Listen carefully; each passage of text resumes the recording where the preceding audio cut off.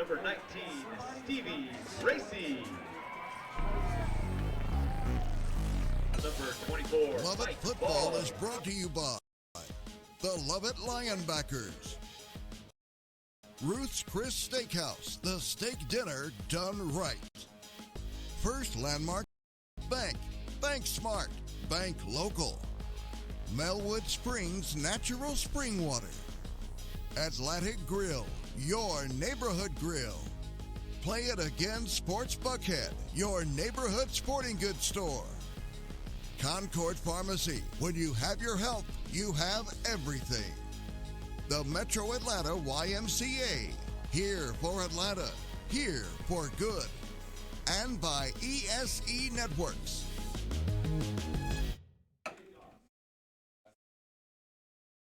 It's game 2 of the 2019 season, and the Marist War Eagles come over from Ashford Dunwoody right in the shadows of the Cowart Family YMCA to take on the Lovett Lions in Marist's first game of the season, and the Lions, as we said, game 2 of this 2019 season. And if you missed last week, you missed a barn burner. Let's pick up and see what our hero of the game did. I'm here with Lovett corner Andrew Pinkston, and you blocked the extra point, winning the game for Lovett in overtime. So describe how that felt. So GNC had just scored to make it 30-29, and we lined up like we always do after the opponent scores, and we got our call from Coach Greer, and we saw that it was blocked left, so that was my side.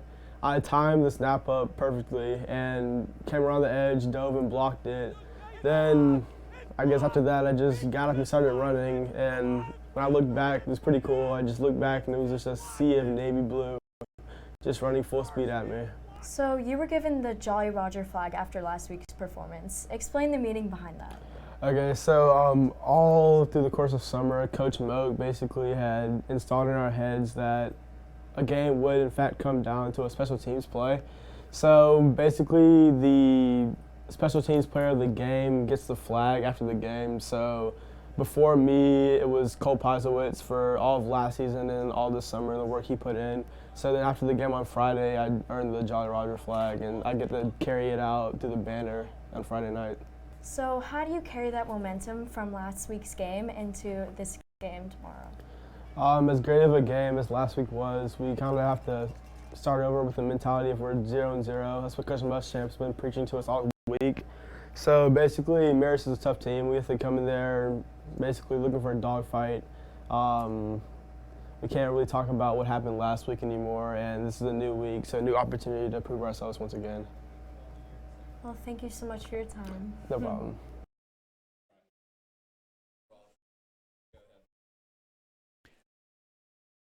And now our national anthem, sung by Sally Vaughn.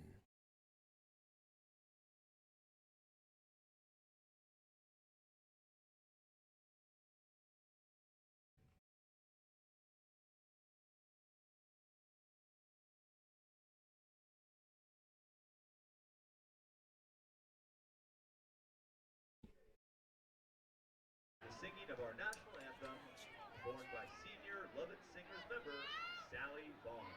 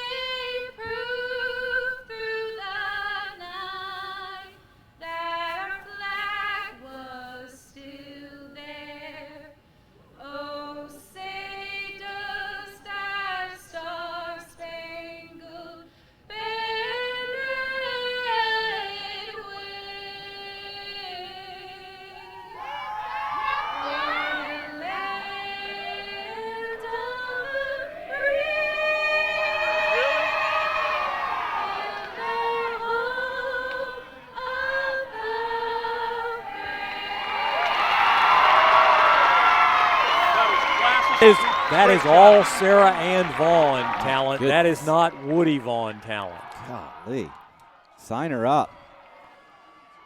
Jeez, that is impressive. Sally Vaughn with our national anthem. By the way, the flag raising tonight is done by the fall senior team captains, and our invocation was given by Brooks Malden. And Andrew Pinkston wasn't our only hero of the game. Let's pick up on probably the player of the week throughout the state. Princeton signee Blaine McAllister, number 16 for the Lions. I'm here with Lovewood quarterback Blaine McAllister, and we're going to talk about last week's game against GAC. So we were down 23-7 by the fourth quarter. What do you think changed the team's momentum for us to beat them in overtime? You know, I didn't really think it was a momentum thing at all. You know, I think something great about our senior leadership this year and our just leadership of the team is that, you know, no matter what our position was, we knew we were going to fight and we knew we were going to, you know, give our best no matter what. There was no point in the game where I felt like no matter what the score was, we were going to give up. That game was a tough physical and mental battle. As the team's captain, how did you think you kept the team motivated? You know, I think going into this week, I mean, we as a senior class had a lot of meetings together, and we sat down and really decided, you know, what we wanted out of this year, you know, talked about what our hopes were. And, you know, it wasn't just about the first game for us, and we know that, and wasn't our goal just to, you know, stop after the first game. So it was great that we had this win this past Friday, but it's one of 10 games.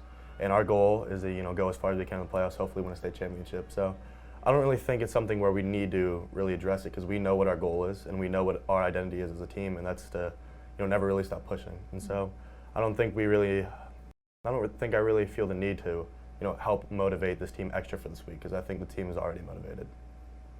Lovett will host another tough opponent this week. How do you think playing Marist will be compared to GAC? You know, they're both two very tough teams. They're both teams that really want it, and both teams are going to give us a challenge. But, I mean, at the end of the day, I think it's about us, and it's about how well we prepare. I mean, it's two different teams we'll play, but both are tough. And, you know, it's how we come out on Friday night, whether we come out and we're live and we're, you know, loose and ready to play, or whether we come out and we're tight and we're scared, or maybe we're resting on our laurels because of last week. I think it's really about us. There was a special energy in the crowd last week. What does it feel like to have that kind of support? You know, Coach Muschamp always says it's about us, but, you know, I think it's kind of impossible not to help feed off that from the crowd. You know, knowing that everyone kind of stuck by our side, and, you know, you saw the crowd out there after the game, just knowing that everyone kind of stuck by our side when we were down late in the fourth quarter and, you know, was able to, you know, be there for us and, you know, celebrate us. And, you know, it's not just about us at that point. It's about the community and just feeling that sort of community spirit and rally behind us. I mean, that was something really special, something I'll remember for a long time. Well, thank you so much for your time, and good luck on your game tomorrow. Thank you. Appreciate it. Thank you. So we're just about probably 5 minutes away from kickoff, and Ward can give us our field conditions and tell us a little bit more about what he expects out of this Marist squad, who's playing game one. They had a scrimmage last week against Elka, Eagles Landing Christian. Well, field conditions, another perfect night. It's going to be a little on the warm side to start, just like last week. A little cooler than last week, actually. But we'll see fall-like temperatures come into play as the sun sets, and it'll feel a little bit more like fall. I won't say fall conditions, but the field looks great. Second week in a row.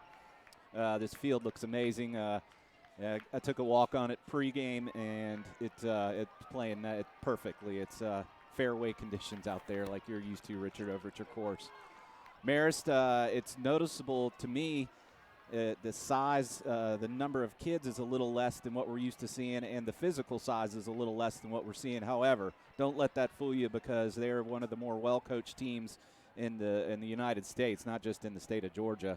And you can expect them to be completely disciplined and completely assignment football, as we'll see a spread kind of an option type thing as they've kind of molded their game a little bit from the true triple option into a more of a spread look with some actual pass plays like we saw last year. Captains tonight coming out to midfield first for the visiting Marist team. You got number 22, a senior, James Wise, a running back, defensive back. Also joining him is a senior running back, defensive back, number 28, Brett Zoller. Big lineman for Marist, number 74, Lee Finstermacher, and number 88, senior tight end, Connor Abshir. Lions captains tonight going to midfield now, meeting with officials.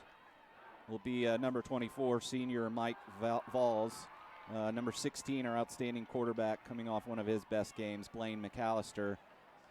Big 34 is Henry Beery, who had an outstanding game at running back last week. And big 57, I'm sorry, I started to say that a little too early, is our senior defensive lineman, Luke Wall.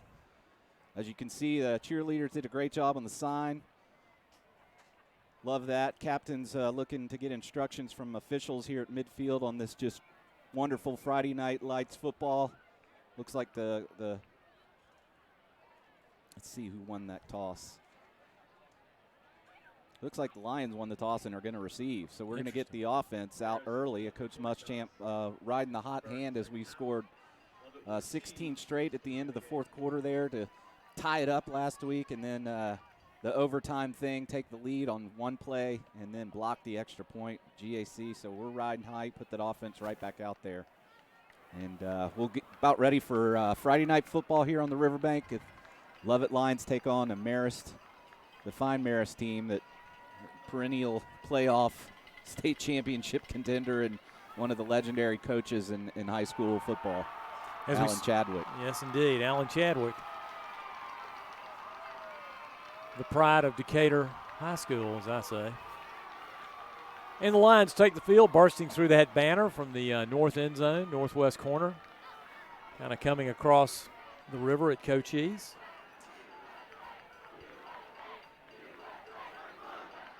Keys to the game for Marist tonight. Well, they're going to want to get out like they did last year over at Marist, where they just established their option and basically running that dive play. We just had a tough time stopping it, and then they had us on our heels and our heads spinning a little bit and made some big plays on the outside too. So they're going to want to go status quo on their offense and be opportunistic on defense. Obviously take care of the ball with their quarterback handling a lot of the snaps and handoffs and even a little more of the passing game like we saw last week. And obviously they're going to want to be opportunistic and taking the ball away from the Lions. Same thing for the Lions. They're going to want to keep the hot hand. Your keys to for a first game last week, the Lions looked in playoff form in terms of offense. They took the punch to the chin there from GAC in the third quarter and then responded and, back against the wall. They did great, and we're going to see more of that, take care of the ball. None of those turnovers that we saw last week on some fumbles. And we'll, since the Lions are going to be on offense, we'll go with our starters for today's game. The specialist, Aiden Camillo, is our punter. Number 5, Stevie Bracey is our long snapper. He's number 19, a sophomore. Henry Beery is our senior place kicker. And Charlie Caldwell is a junior. And our John Rush is a senior for us, returning. And we're about ready to kick off. Thanks to Ruth's Chris Steakhouse for our pregame show every game for the past probably dozen years. Hayden Richardson, a do-it-all player for the Marist War Eagles, will tee it up, kicking off from the north end zone, this near hash mark, and he will boot it deep, high, all the way to the 1. Fumbled, picked up by Beery. Going to come up the field, up inside the 20, across the 30, and shoved out of bounds right around the 33-yard line. Offensive line starters tonight. On the left tackle will be Dobbs Davey, a senior, number 56. At left guard will be Tom Bethay. At center will be Grant Turner, a junior. At right guard will be Tebow Brooks, a senior. And our captain tonight at right tackle is Luke Wall. Right Formasano brought down Beery, but, boy, we avoided disaster there. Yeah, a bit of a break as that ball took 2 hops. Went right into Beery, and he almost broke that again, Richard. He was great in the return game last week, and for the first time it seems like we're actually getting a chance to return the ball as the kicks are not going out of the end zone. So 1st and 10 Lions from their own 32, moving left to right as you view it. Shotgun set from McAllister. 3 receivers to his left where he'll roll left. Under some pressure, going to try and throw it deep. Looking for Beery. And he can't come up with it. He had to sort of turn right, turn left, and then turn back right, trying to pick it up. And pass falls incomplete. All right, our offensive starters in the backfield would be Mike Falls, a fullback, a senior. At Running back will be number 34, senior Henry Beery, and our captain and quarterback is Blaine McAllister. Josh Moore was in on the coverage that time for the War Eagles, and let's see what the Lions do if we try and keep throwing it. 2nd and 10 line, shotgun set, put a man in motion as Vols, and now he gets set on this right side. Now we put another man in motion, looks like Hollingsworth. We're going to hand it off to him, and he's going to get cut down right at the line of scrimmage. Ball comes out, and Goldberg comes up with it. He got hit hard that time by Justin Hartwell. Our specialists on the outside, one receiver will be junior Colin Goldberg. At a tight end will be Charlie Hoke, a junior, and a sophomore. On the other side at receiver will be Logan Givens. Those are your starters tonight for the Lions. Boy, that was a big hit right there, Richard. That linebacker came flying up, and that was ruled a fumble, and we lose the yardage right there. So 3rd and 14 Lions on an inauspicious start, and McAllister will go under center. Got a bunch set to his left. He'll roll left again, set his feet. Now just have to tuck it and try and pick up anything, and he maybe got back to the line of scrimmage. Well, that's 2 coverage. On 1st down, Lions tried to roll out and sneak Beery coming from his right side and kind of do a straight down the middle play on a bomb, and it was well covered there. And then on the 3rd down play, great coverage in the secondary from Marist, and they forced a 3 and out. Bradley Kaminsky brought down McAllister, but the Lions will be forced to punt it away, and Aiden Camillo will stand at his 12, pick up a low snap, and then get off a driving punt that's going to be gathered in. He called a fair catch, didn't he? Oh, yeah. He is going to call it. Well, I'll tell you, though, it was a very quick fair catch. I mean, it went up and down real quickly, but they properly flagged it, and that'll be a mark-off for interference with a fair catch. And Mitchell Owen was the returner that time for Marist. Let's get our defensive starters as they run out on the field for the first time. On the defensive line, on one side will be senior Luke Wall. In the middle will be Tom Bethay. And on the other side will be sophomore Luke Graham, our backers tonight. On one side will be Anderson Beaver, a freshman. In the middle will be Stevie Bracey, a sophomore. Mike Falls, a senior. Tebow Brooks, a senior. And on the other side will be Ritter Wyndham. So because of the tackle on the play after the fair catch, we got to have guys who are screaming fair catch as you're going downfield. It's going to be personal foul, dead ball, and they will move it out. They should end up moving it out right to about the 47-yard line.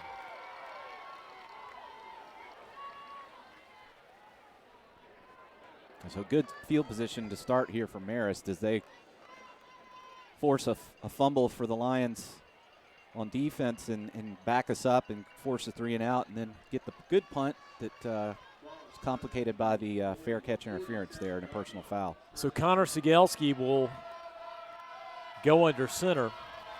Big Lincoln Parker is his A-back. And Sigelski's going to keep it, pick up 10, 12, 15 yards into Lovett territory all the way down to the 40. Yeah, good play there by the fake and then go in the opposite direction, and we'll get our defensive back starters here as we finish out our starting lineups. Colin Goldberg along with Tebow Brooks brought him down. On one quarterback will be Colin Goldberg, a junior. In the middle at safety will be senior Aiden Camillo, and on the other side, the hero from last week, junior Andrew Pinkston. So 1st and 10 Marist already in Lovett territory at the Lions 40. We're very early this first period. Again, wing set. Straight wing. That's fumble.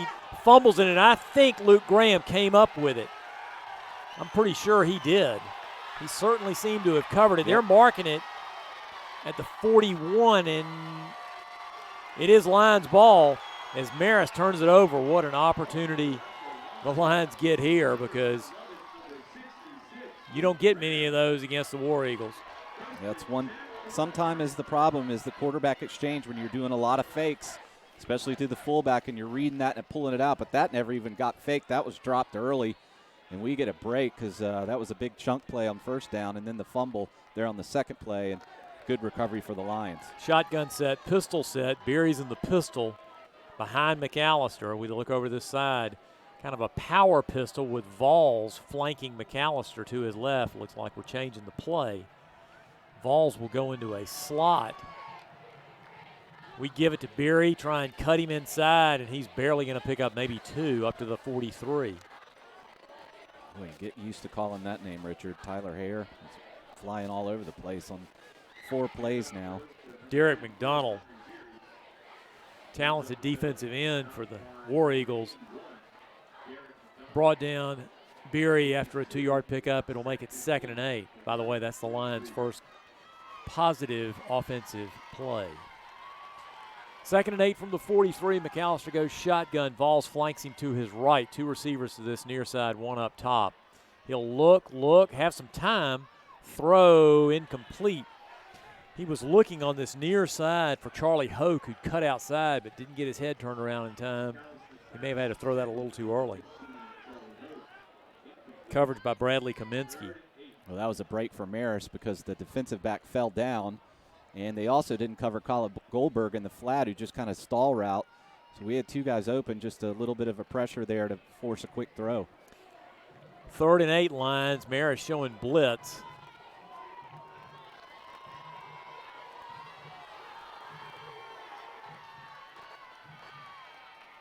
So Vols will flank McAllister to his left. Still a 4-man front. Here comes the blitz. McAllister's in trouble, and he's going to go down right at the 40. A little bit of a delayed blitz. We didn't pick that up. I don't know if it was a stunt or like a little linebacker delayed blitz, but our route was covered early, and Blaine looked to go to his second option there, and all of a sudden he got flushed up and taken down. So a second 3 and out for the Lovett offense, and we're going backwards twice now. In the Marist family, if you know who number 34 is, text him to us and we'll announce his name, but we don't have him. Low snap. Camillo has to come up with it, try and punt it away, and he fortunately does, and it takes a Lovett bounce, a fortuitous Lovett bounce inside the 25. We got to get our snaps better. Camillo had to play like a shortstop that time to come up with it. Boy, and I have no idea how he got it away. That is unbelievable that he got that away, and then it almost hit a Marist player who was laying on the ground, and then it took a wonderful Lovett hop. So near disaster turns into probably one of the best punts you'll see this year and flip the field. So we've played just 3 minutes and 15 seconds, and we've had a lot of excitement already. 1st and 10 War Eagles at their own 23 as the sun sets to the west, just over the Chattahoochee River. Marist with kind of a broken wing set. Sigelski will come down the line, and Stevie Bracey will turn him back inside and drop him with Tom Bethay after about a 1-yard pickup up to the 24-yard line. Maybe no surprise to anybody who practiced or watched Stevie Bracey practice, but last week he came on and was a star in the second half, and that was another example of the sophomore making a play again. He's very active from that linebacker spot. 2nd and 9, War Eagles. Lions with a really kind of a 4-man front, which they usually don't jump into, but they will against Marist. They hand it off to the big fullback, just rumbling inside Lovett territory down to the 40-yard line goes Lincoln Parker. He ate us alive last year. Well, that's a Marist staple there. 2nd long, 1st and longs. If they get a penalty, they'll run that dive continuously and get you guessing, thinking that they're going to go outside, and that's just good blocking from that A-gap, B-gap, guard center.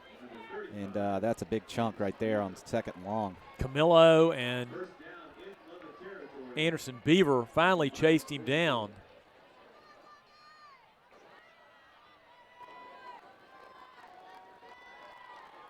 Another big fullback for Marist. Let's stop if you've heard that before. But a big 39-yard pickup. Sigelski will keep it. He gets a little bit of a seam. Goldberg will have to bump him out of bounds right around the 28-yard line, but a big pickup. That's the second time where they've done the fake to the right off the dive. The quarterback comes back left, so we're not doing a good job of containing on our right side of our defense. We're reading the whole play and going with the flow. Everybody's going left and nobody's staying home. Got to correct that, or we're going to be giving up some chunk yards. That's the 3rd chunk play for Marist. All on the ground. First and 10, War Eagles right at the Lovett 28, we'll call it. Sigelski's going to take it. Floated out wide. We miss a tackle. Pinkston does right inside the 20 and diving for the corner. Are they going to give him the score or say, no, they're going to say he stepped out at the 3? That was a nice throw and catch as he found Josh Moore. Well, just a simple little short one-on-one coverage, which you often have in a option defense. But if you miss that tackle, you're in trouble, and we missed it, and he's got some speed. Camillo finally came over to knock him out, but they're going to mark it at the 1, and Marist is in business. Right at the lines, 1, first and goal. They'll go under center, and Sigelski's just going to keep it and just dive into the end zone, and Marist goes up 6-0 with 7:15 to go here in this first period, and that was too easy. Way too easy. Yeah, a lot of big yardage gains for Marist. A couple on the ground and then one on the short pass that turns into a long run after the catch, and Marist scores impressively on their second drive. Fumbled on their first drive. Looked really good there. Great blocking up front by the line, and then just a one-on-one matchup on the outside and the pass play, and they win it. So Richard Bowen, their combo kicker and place kicker, will attempt the extra point. High snap. They're going to fake it and have it wide open on this near side. That's the quarterback as the holder. And yeah, you Sigelski could see that just form from up here really easily. We looked like we were going for the block, and they almost like they called that. From last week, seeing the film where we were hard off the edges trying to block things, and he picked that up and scored easy. So a 2-point conversion from Marist gets them an 8-0 lead here. Not even midway through the first quarter. Your Ruth Chris scoring recap. Marist goes 6 plays, 77 yards, and just a minute and 30 off the clock. Wow, you'd never think that with Marist. If you go 6 plays and 77 yards, you'd think you'd chew up about 7 minutes off the clock. But the big chunk plays for Marist on offense were really a backbreaker. They got 3 big chunk plays, 2 on the ground, 1 in the air, and they take an 8-0 lead with the 2-point conversion. So the Lions defense will have to go into the huddle there and make some adjustments early. Well, as we said, the first series was an inauspicious start. The second series, we picked up 2 yards, and we are not getting much time up front to throw the ball. Now we've gotten sacked twice. Marist, either kind of a stunt or a linebacker blitz, has gotten us twice there. While the coverage, more of a coverage sack on each time, but we've got to get some positive yards on first down. So Bowen to kick it away, and he hits it high towards the end zone, and we're not going to have any chance to return it as it chases Anderson Beaver into the end zone. And the Lions will set up first and 10 on the touchback at their own 20, trailing it here 8-0.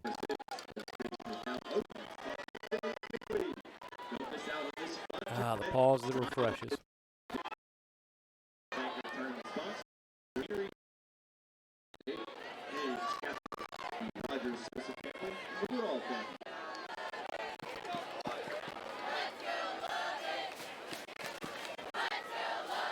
First and 10 Lions, 1 receiver right, 1 receiver left out of the shotgun. Now we're going to have balls and a pro set. Beery's going to take it, pick up 5, come down this near sideline. If he can get a block, they get a block on Josh Moore, keep blocking him into Marist territory, and going to be finally driven out right around the 43-yard line. That was a outstanding blocking by McAllister on that far sideline. Yeah, I think that's a little bit of a broken play. We're actually going to try to go back right, but great job by Beery, you see on the replay, going back left, and then McAllister flying down the field, getting that block on the defensive end. That's 10, 15, 16, 17, 18, 19 extra yards as McAllister got thrown down there at the end of the play, but great job by Beery and McAllister. First and 10 Lions from the 43. Will swing it out wide. Hollingsworth comes up with it, but he can't pick up any yardage. They really disrupted that play, Ward, by getting the rush, and McAllister having to sort of peg it behind Hollingsworth. Yeah, the rush kind of messed the timing up, and then the throw is a little behind, and our receiver there just got his feet all tangled up, and then they had it covered anyway. Bunch set to this right side. We hand it to Beery. He's trying to find a hole, and he's going to get tripped up.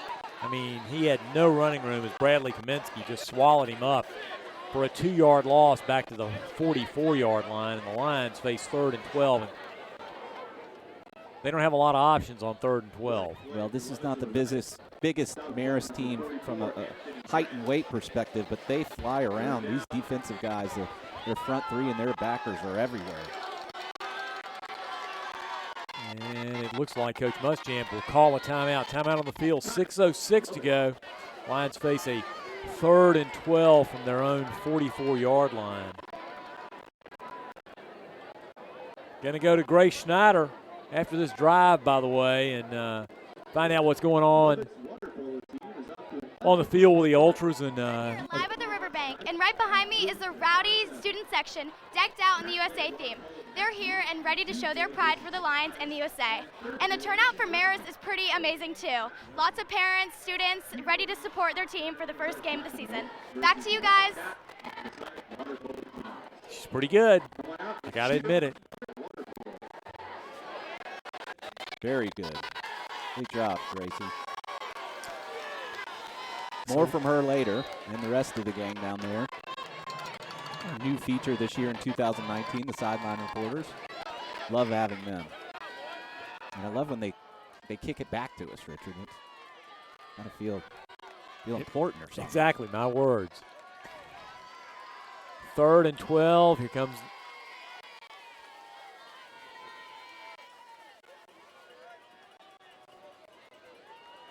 their 3-man front, but they may be bringing quite a few folks on 3rd and 12. They're going to flip walls from the right to the left, maybe to pick up a block.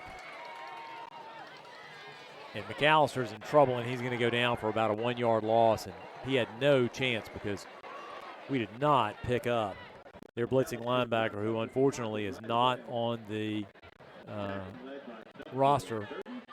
We're having a hard time figuring out who's coming and who's not because they're going on 3-man front, and they got about 6 guys up on the line of scrimmage, and we can't get a route open, and we can't figure out who to block. That's 3rd sack now on 3rd down that the Lions have given up, and we're 3 and out again. Better snap. Camillo will get away, driving kick, fair catch right inside the 10 around the 8-yard line. We'll mark it at the 9. Michael Owen gathered it in. He may have wanted to have let that bounce. Yeah, it may have gone into the end zone.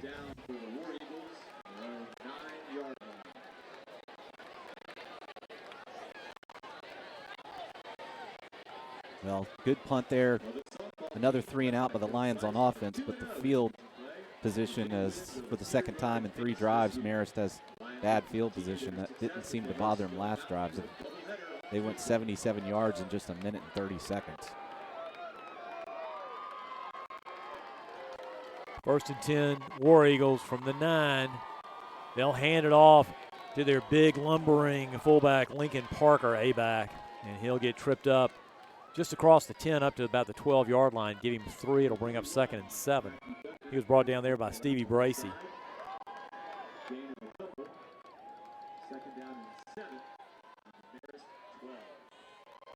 I'm getting used to some of our new equipment, I must admit. Headphones are a little bit lighter, a little not as tight. 2nd and 7, Marist from their 12. Put a man in motion. Segelski's going to take it, look downfield deep, have time, and throw it underneath to Josh Morris. He cut inside. It was a good route. They cleared that side by sending somebody deep and let Moore just almost waggle inside. Well, and I don't want to say we guessed run, but we acted like they were going to run, and so their protection was awesome. He had plenty of time in the pocket, a clean view there, and like you said, a good route, dual route there to clear out that outside, and then Josh Moore is fast. He's gotten away twice now. So Marist will go with a wing set this time, wing set right on 1st and 10 from the 33. And they'll hand it off to the B-back, and he's going to rumble ahead for about 11 across the 40 up near the 44-yard line. Brett Zoller, their senior running back, finally got tripped up by Mike Valls, but not before he picked up another Marist first down. We'll be inside the 4-minute mark, and this is textbook Marist football right now. Straight wing set, one receiver to this near side. Sigelski will take it, give it off to his up back, and he'll push ahead for almost 7.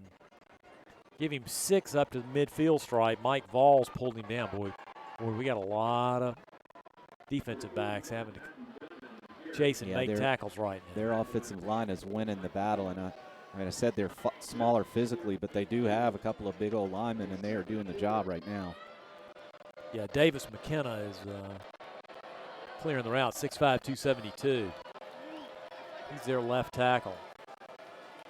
2nd and 4, War Eagles. Sigelski will keep it, come to this near side, have a running room, and Goldberg will bounce him out of bounds. Well, and just when you think you have an angle on it, Sigelski shows his speed and gets to the edge and gets another first down, and this is easy right now for Marist. I hate to say it. And Stevie Bracey comes limping off. That's not good, as he's been one of our best defenders. One of our more physical backers. They got our head spinning a little bit right now, Richard, with this blocking and just the quick hitting, quick decisions on offense by Marist. And this is their first game, but they look in midseason form on offense. Well, scrimmaging against Elko will make you stout. Sigelski keeps it. Had faked it inside. He's going to pick up enough for a first down. Finally, Luke Walton. Well, no, he's going to be just shy of the first down. I thought he had the 30 to get. He's got to get to the 29. But he stutter-stepped and picked up 9. It'll make it 2nd and 1. And we don't have an answer right now. Goldberg and Wall were able to pull on him and finally get him to the turf right at the 30, but Marist has marched it all the way from their 9 to the Lions' 30, and we may need a turnover in order to stall them. 2 receivers up top, and Sigelski will roll to his right, look downfield. He's in trouble. He's going to go down for about a 1-yard loss as Camillo, along with Wells Camerson, brought him down there. Yeah, we had good coverage downfield that time. They look like that when they pass, they want to throw to their right. So that's over there with Pinkston, and in that side of the field, we had good coverage there, and then we got some pressure up the middle as he tried to tuck it, and that will go down as a sack. First one of the night by the Lions defense. 3rd and 2. I think we'll see a little bit of Lincoln Parker probably here. Play clock down to 6, 5, 4. Sigelski under center. Puts a man in motion. No, he's going to give it off this time to Matthew Dunman. Another senior fullback, a little bit lighter than Lincoln Parker, but he's going to pick up enough for a first down as he got 4 inside the 30 down to the 27. Camerson again on the tackle for the Lions.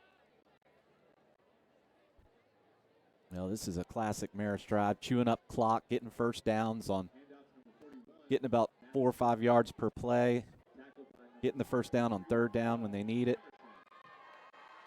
They've got an 8-0 lead, as you see. They got a 2-point conversion after their first touchdown. Sigelski with a wing set to this near side. He'll take it, and he really didn't have a chance that time as Bethea broke through and dropped him back around the 32, I think. Maybe no, they're going to mark him at the 30. I thought actually he kind of moved even further back. Well, Bethea had an outstanding game last week. That's the first time tonight we've called his name as he got through his block, read the play, and got a tackle for a loss. Something the Lions desperately need. Watch for a trick play here. Marist is known for doing some sort of double reverse. That being said, they'll probably hand it off to the fullback. And are they going to call timeout? Yes, they are. I guess Paul Etheridge decides he wants to call a timeout. So timeout Marist. 35 seconds to go in this first quarter, and They'll face a 2nd and 13. Ought to mention that school is back in session. The Lovett campus store is fully stocked with brand new Lovett Spirit gear, gifts, and supplies. The campus store's prices are always lower than retail. There's no sales tax, and all proceeds go back to the school. You'll never lose when you shop at the campus store. Open Monday through Thursday, 7:30 a.m. to 4 p.m., and Friday, 7:30 a.m. to 3:30 p.m. Boy, you can get a lot of stuff at that campus store when you're in a pinch, like missed an anniversary, missed a birthday. Just saying, which I've done a few times.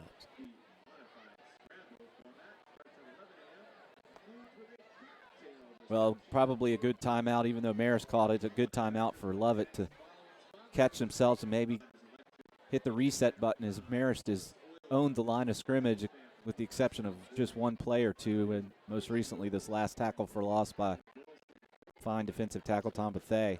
But so far Marist has kind of done what they want on offense, and if it weren't for a fumble, they might be up 2 scores. But they're driving down, using most of this first quarter clock to try to get a second score. So 2nd and we'll call it a short 13. Trips to the left, one receiver more to the right. Now he'll put Moore in motion, hand it to him, coming wide, and he's going to pick up plenty of room inside our 15 and finally be spun out. They got a great block that time on the edge. Beaver had to shove him out, just wrestle him out around the 12. I think that was Chandler Heath, number 20 for Marist, who just had a great edge block on a jet sweep. And once he broke contain, he just showed his speed down the sideline, an easy first down and on 2nd and long. Not even really a trick play, but something we haven't seen very often from Marist. But whatever they've called tonight is working. Yeah, when they go trips, I got to think they're going to run it. So 1st and 10 Marist from the line's 12. Sigelski hands it off inside and racing into the end zone, untouched as Brett Zoller is. I don't think we came within 5 yards of it. I mean, that was a hole you could have driven the cart down there through without being touched. I mean, look at this blocking. 76 and 73 over there. Yeah, we're paying such attention to that. This is like Tech. The A-back. Yeah, we're just getting gouged as that offensive line for Marist. They've got some size, not quite like the size we've seen with some of the Division I guys they've sent to college, but they are doing the job. I don't care how big or small they are. They are blocking our defensive line and linebackers. Richard Bowen will attempt the extra point, and it's good. Marist goes up 15-0 with 21 seconds to go here. By the way, Richard Bowen is the son of Sandy Bowen, Lovett class of 85, and his uncle Curran Bowen is Lovett class of 84. And your Ruth Chris scoring recap, Marist goes 9 plays, 91 yards. They took 5 minutes and 3 seconds off the clock, and they get their second touchdown in 3 drives tonight and take a 15-0 lead over the Lions as this offensive line for Marist is just dominating. Only 21 seconds left in the first quarter, and the Lions don't have a first down on offense yet, as we've gotten 3 3-and-outs with 3 sacks on 3rd down. So not the way we had envisioned starting out the night, but still plenty of time left. We need to do something on offense, mainly get a first down or 2, if not a score. Well, we've had 1 first down so far tonight.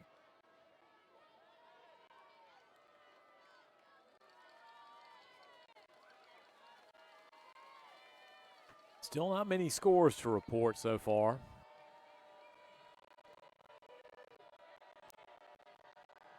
They have to switch over to score Atlanta. So Bowen will boot it deep, very high to Beaver.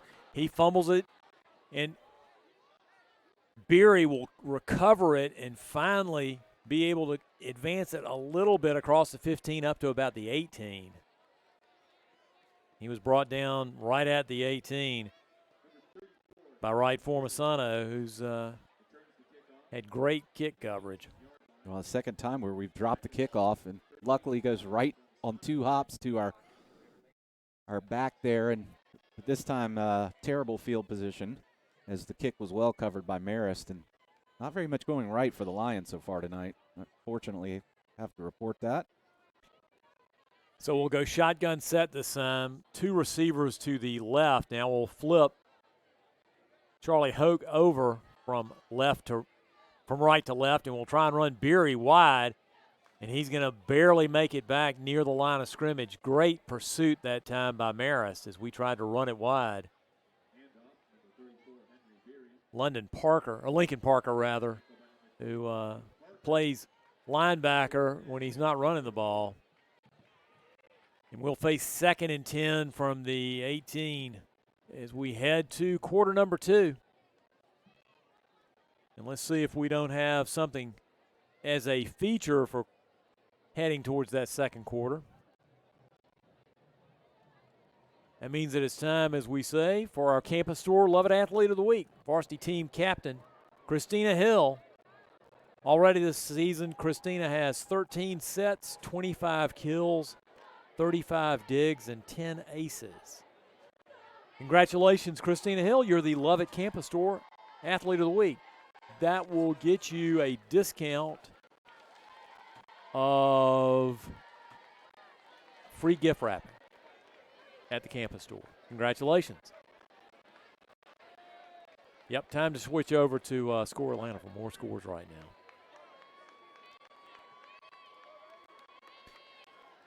If we can get to it, let's see. Sometimes we got a Brave score, by the way. I can give you a Braves update. Compliments of game day. Braves up 4-0 in the top of the 3rd. Good news from SunTrust Park. Not too far from here.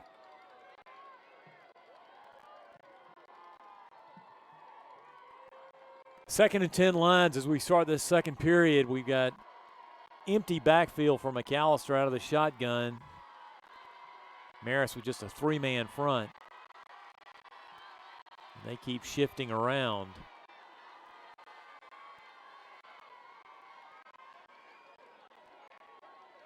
Beery shifts back.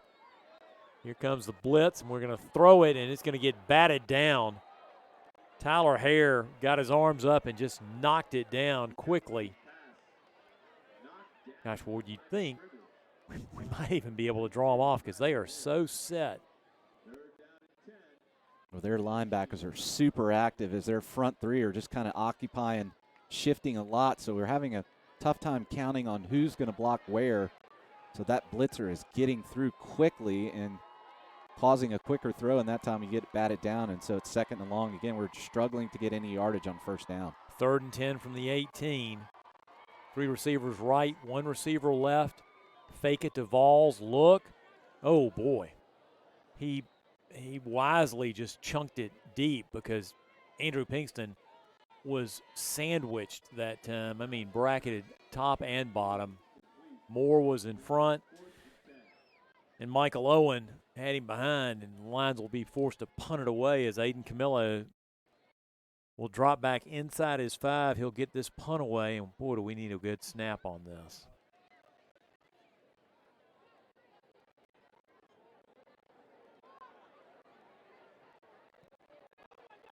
He'll get away a high, lazy kick that takes a Lovett bounce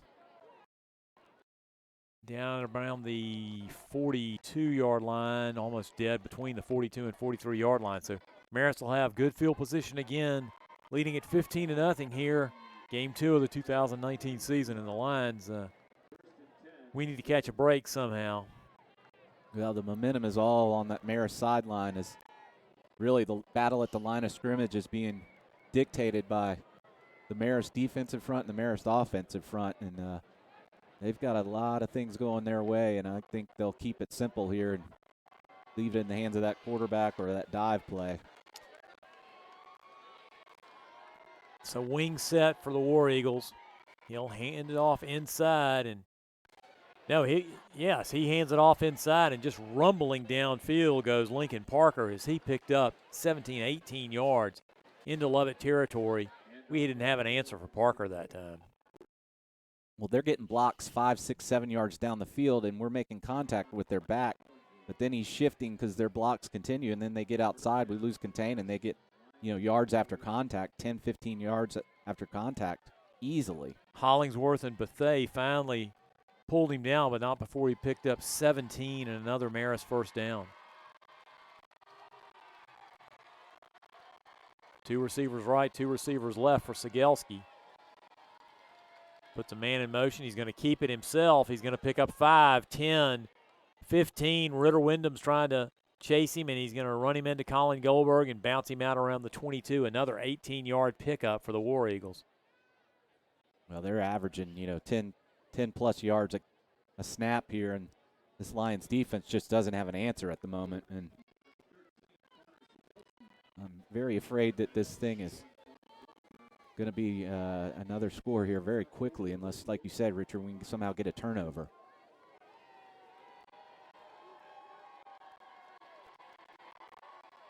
So again, Sigelski goes shotgun set, puts Moore in motion. He's going to cut inside. That wasn't Moore that time. That's Justin Hartwell. And he's going to pick up 8. Well, 7 down to the Lovett 15. Hollingsworth finally chased him across field and brought him down. But well, we are not winning it at the line of scrimmage right now. Of course, we're a lot smaller. That's what's crazy is last week, GAC had a giant offensive line, and we kind of held our own, especially after that third quarter, and definitely on into the fourth quarter where we forced some turnovers and some fourth down stops. Not so much tonight. 2nd and 2, we'll call it. Sigelski's going to keep it. He's going to pick up 5, 10. He's going to burst into the end zone and score. Sigelski from 14 yards out scores, and Marist goes up 21-0 on the lines with 10-10 to go. And I got to give credit to their offensive line. They block every single second. Well, they never lose contact. Henry Clark, the guard on that play, list at 5'11", 199, but he had 2 excellent blocks to spree that because it was sort of a delay. So he blocked his guy early and then got to the second level and made a second block and helped another chunk play for Marist, and that one's another touchdown, unfortunately. Bowen to boot it through, and it's no good.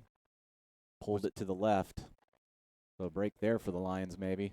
So Marist goes up 21-0, 10-10 to go here in this second period, and we've got to find some sort of offensive recipe. Well, your Ruth Chris scoring recap, another quick drive on 4-play, 57-yard drive, just 1:28 off the clock, as the spotter is regrettably giving me the Ruth Chris scoring recaps for Marist. We need to get 1 or 2 or 3 for Lovett for sure.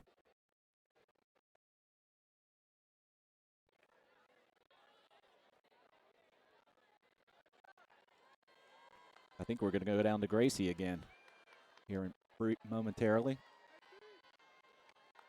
What you got, Gracie? I'm here with Jackson and James, varsity boys cross-country captains. So, guys, how's the season going so far? So we swept our first race. It was looking really good, and our chances going into future races are looking pretty good, too. Tell me about your race tomorrow. It's going to be at 8 o'clock at Berry College. Come out and support. Thanks, guys. Back to you guys. Thanks, Gracie. Great job. Go cross-country. Spoke with Sarah King before the game, legendary cross-country coach. Grandson Luke and James Wall. Yeah. Burial gathered in at the, whoa, they're going to say he reached back across the goal line to come up with it. I thought he might have been able to return that. But the Lions will take it 1st and 10 from their own 20, and as we said, we sure need a recipe for offense right now.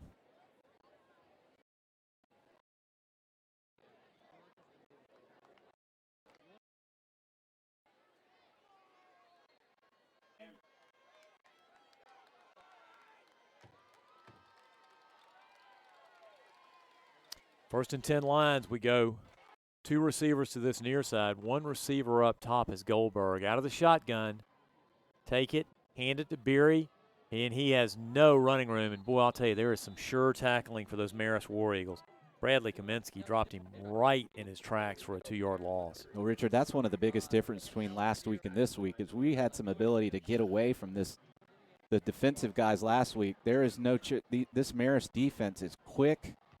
and sure tackling, and we have no ability to make a guy miss so far and pick up the blitz. They're in a different gear, this Marist team, especially on defense. Very, very quick. 2nd and 12 lines. We go pistol set this time.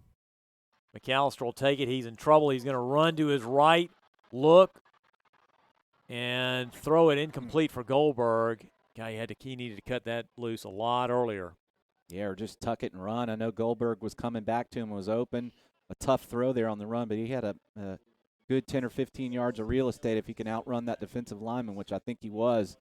Actually, one of the second time tonight we picked up the blitz. That time Blaine got outside the pocket, kept his eyes downfield. I think if he had to do it over again, he probably runs for it there and gets at least 6 or 7 yards, if not a first down. 3rd and 12 lines. 3 receivers right, 1 receiver Goldberg to the near side. Vols flanks McAllister. 5-man front now. Kaminsky will drop back, but no, he's coming. We throw underneath. Goldberg cannot come up with it. Boy, I'll tell you, they absolutely cover like. Well, they just play 2 deep safety, and their front 7 or 8 are just so active. Their cornerback had great coverage, but the safety, again, was over the top, a little bit of a high throw. You've said that 3 or 4 times tonight where we've had a cornerback coverage with a safety over the top, and we're trying to thread it in there in the middle, and a little bit of a high throw guarantees an incompletion there. Another 3 and out for the Lions. This is not going the way we scripted. Camillo drops back inside his 5. Owen deep for the War Eagles. And Camillo will get away a high, lazy kick that hopefully will take a Lovett bounce. It just is going to die right there. Hollingsworth's going to down it right around the 42. So just a 24-yard net kick for the Lions. And Marist has outstanding field position at the Lovett 42-yard line. No change for the Bravos. Still 4-0. Good news from SunTrust. Bad news here on the Riverbank is Marist has got the ball again, and they're up 21-0. And this offensive line has dictated play tonight. Sigelski goes shotgun this time. 2 receivers right, 2 left, and he's going to look and have plenty of time and just launch it deep. He's got more out there, and he's going to come up with it for a score. What a throw. 42-yard score for Marist. As Josh Moore got behind our safety, and he hit him right in stride. Well, that's just on the replay. You'll see the time he had in the pocket, and he steps up twice and throws an absolute missile down the middle of the field as we had no safety help over the top.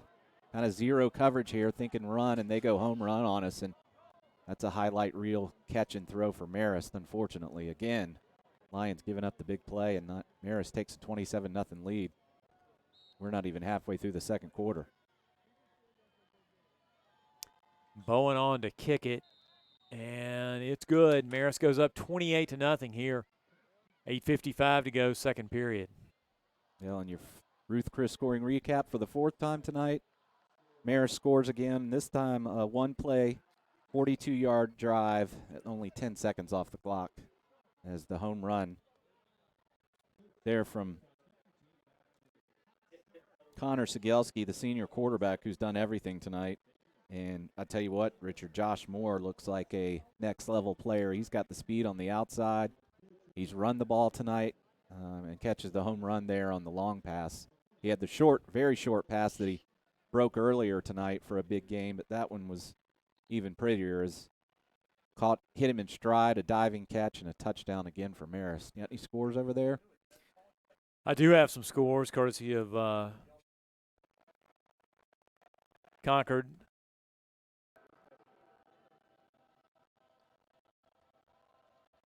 Newton leads Eastside 7-0. Grayson over Tucker 15-7. Glen Academy has turned back the Washington Bulldogs 52-7. More scores. Villa Rica leads ML King 7-6. Bowen's going to boot this one deep right at the 1. Beery looking for some running room. Can't find much. He's going to get tripped up right at the 15 and fall ahead to the 16. Great coverage. Boy, big high kick by Bowen that time. Yeah, the hang time is noticeable. They're not trying to kick it to the end zone. They're trying to high kick inside the 5, and it's worked now twice in a row. Lions have nothing going for them, and field position is not part of that. We can't make those defenders miss at all tonight. It's like they know what play we're calling or which direction we're going to go. Tough go for the offense tonight so far. 1st and 10 Lions from their own 17. McAllister will roll this side, look. Givens catches it at the 25. He's going to pick up a Lovett first down up near the 30. I wonder if we might sort of go hurry up, some sort of tempo here at some point, just to break this rhythm of the Marist defense. And we will go tempo here. 3 receivers right for McAllister. 1st and 10 from the Lions 30. McAllister's going to keep it, try and find a little bit of running room. He goes down right at the 32-yard line, pick up a 2. Anthony Branch got off his block, made a great tackle there. That's going for a 5 or 6 yard, maybe even a first down. Big 44 there from Marist, a senior 5'11", 230-pound defensive lineman. Is he only putting one leg on the scale? Pretty stout. 2nd and 8 Lions from the 32. Again, 3 receivers right for McAllister out of the shotgun. Here comes the blitz. McAllister's going to keep it. Boy, they swallowed him up that time. You can tell Kaminsky he absolutely explodes off the edge. Well, you can tell they've rehearsed our zone read play as they've got a guy coming off that strong side and just coming in and basically daring us to do something other than that. And the bad thing is we don't even have we don't have time to throw it out of it. No, they've got the game plan so far. We made a good pass there on first down to get a first down, but not much in the last 2 plays. 3rd down again. That play loss 1, bringing up 3rd and 9 in here. They show blitz again, come from the outside. McAllister looks, throws it a little too hard for Hoke on this near sideline. And pass falls incomplete, and the Lions will be forced to punt it away again. Just no rhythm for the Lion offense. He's forced to step up in the pocket, kept his eyes downfield that like Blaine does so well. He had open receiver, just threw a little too hard and high. That would have been a first down gain. But the Lions will be forced to punt again. Down 28-0 with 7 minutes and 3 seconds left in the second quarter. Owen deep, standing at his 35. Camillo's going to take it, and he'll get away a kick that angles towards the right. Takes something of a Lovett bounce, now a Marist bounce, and be down right around the 39-yard line. And Marist leading at 28-0 with 6:53 to go here. Second period takes over again with outstanding field position. More scores courtesy of we got a late flag. I didn't see it until now.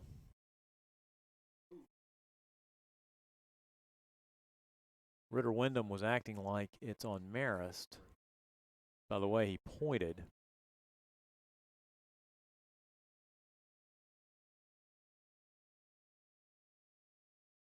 Not sure who's halftime tonight. Holding is the call against Marist.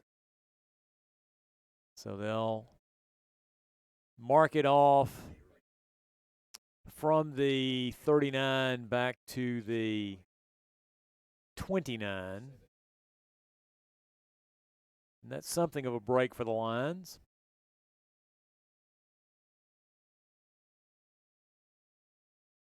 Don't want to see the stats of this first half, Ward. Nope, not the least. And it's not over yet.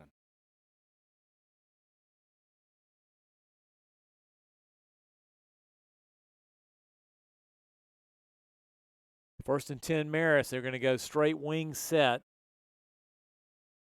And we jump.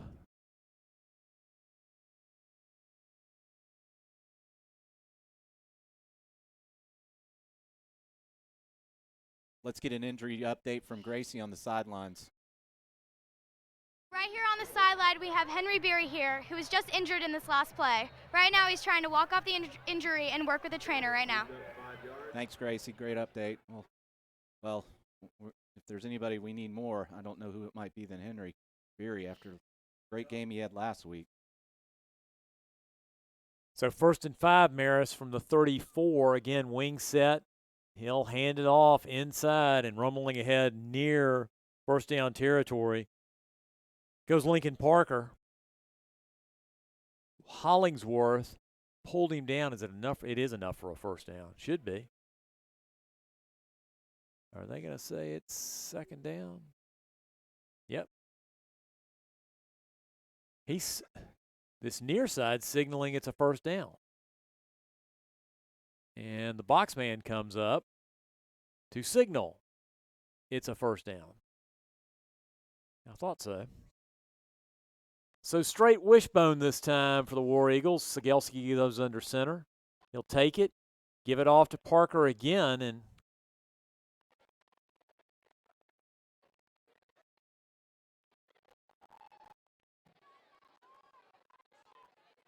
we bring him down right around the 43. That time Wall was there with Pope for the Lions.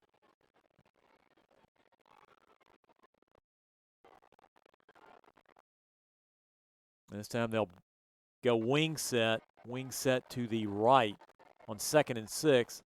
Cegelski takes it, gives it to Parker. He's going to get into Lovett territory across midfield down to about the 48-yard line.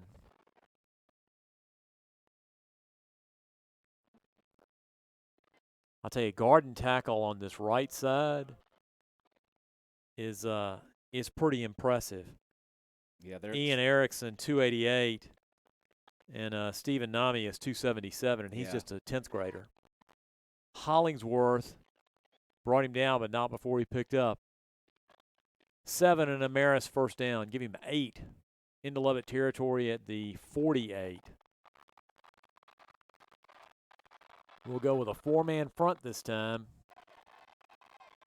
Something we don't see much unless we're playing an option team.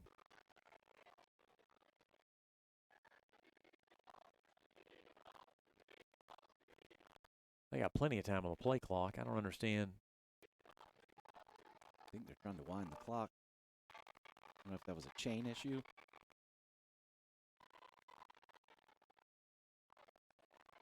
So again, wing set, one receiver right, one receiver left, no tight ends. Cegelski will take it. And did they call timeout? So Marist calls timeout. Timeout on the field, 5:26 to go. Marist facing 1st and 10 of the Lions, 48. Well, that'll give us a chance to talk about the Lovett Parent Organization. Lovett's parent organizations welcome your interest and want to hear from you now as they get ready for the school year. So please consider offering your time, talents, and treasure. We believe that parent involvement makes all the difference to our community. We want to encourage you to join in on the fun. Go to lovett.org to learn more details on how to get involved. I want to give a shout out tonight to Big Red.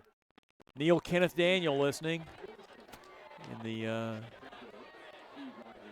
I'm wondering if he's in the mountains in Disgusta or at Lake Oconee. He'll probably tell us.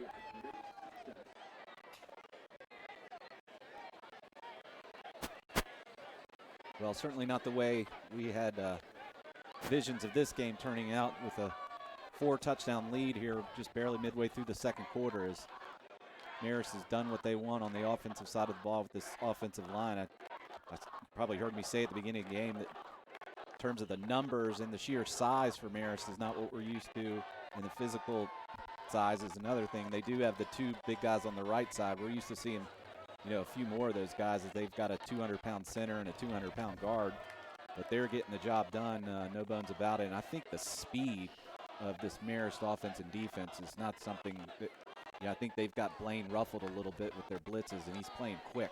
Again, 4-man front for the Lions. 1st and 10, Marist to the Lions, 48. Just a wing set. Cegelski's going to take it, escape 1, get across the 45. He got away from Bethea. He's elusive. He picks up 4. And we are just barely into the second portion of this second period. Hollingsworth brought him down Michael's having to make a lot of tackles for us tonight. Again, Cegelski on 2nd and 6. He put his wingman in motion. That was Zoller. Cegelski goes back under center, and he's going to keep it, go off our left side, and pick up 8 down inside the 40, down to around the 37-yard line. Give him 7 officially. Camillo brought him down. I'll tell you, their blocking is just exceptional on the edge. They run left, they run right. There's no predictability, and then the quarterback is very athletic, very quick on his feet, and has a great arm. I'm sure he's probably a baseball player too. 1st and 10 from the 37. They'll give it to Parker, and he struggles ahead for about 5 down inside the 35 to the 32-yard line, bringing up 2nd and 5. Well, about the only thing I can say is it's a pretty sunset right now, orange and blue. Vols brought down Parker, but boy, he had to wrestle him to the ground. 2nd and 5 War Eagles from the Lovett 32. Cegelski with a wing set again. One receiver right, one receiver left. He's going to toss it wide and going to get strung out way wide on that left side. Goes James Wise, one of their captains. Ritter Wyndham was there, but it's a 4-yard pickup. It'll bring up 3rd and 1.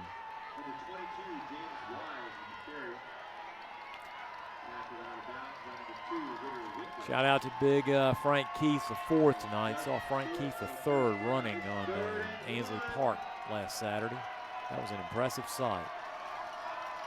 3rd and 1. Lions bring up an extra lineman.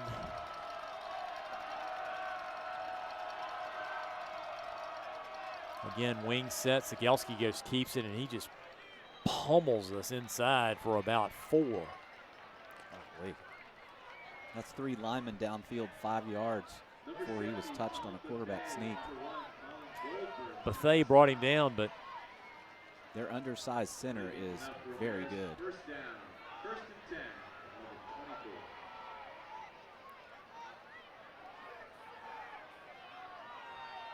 First and 10, and they're going to give it off to Parker, and he's just going to rumble ahead. You know, it's funny.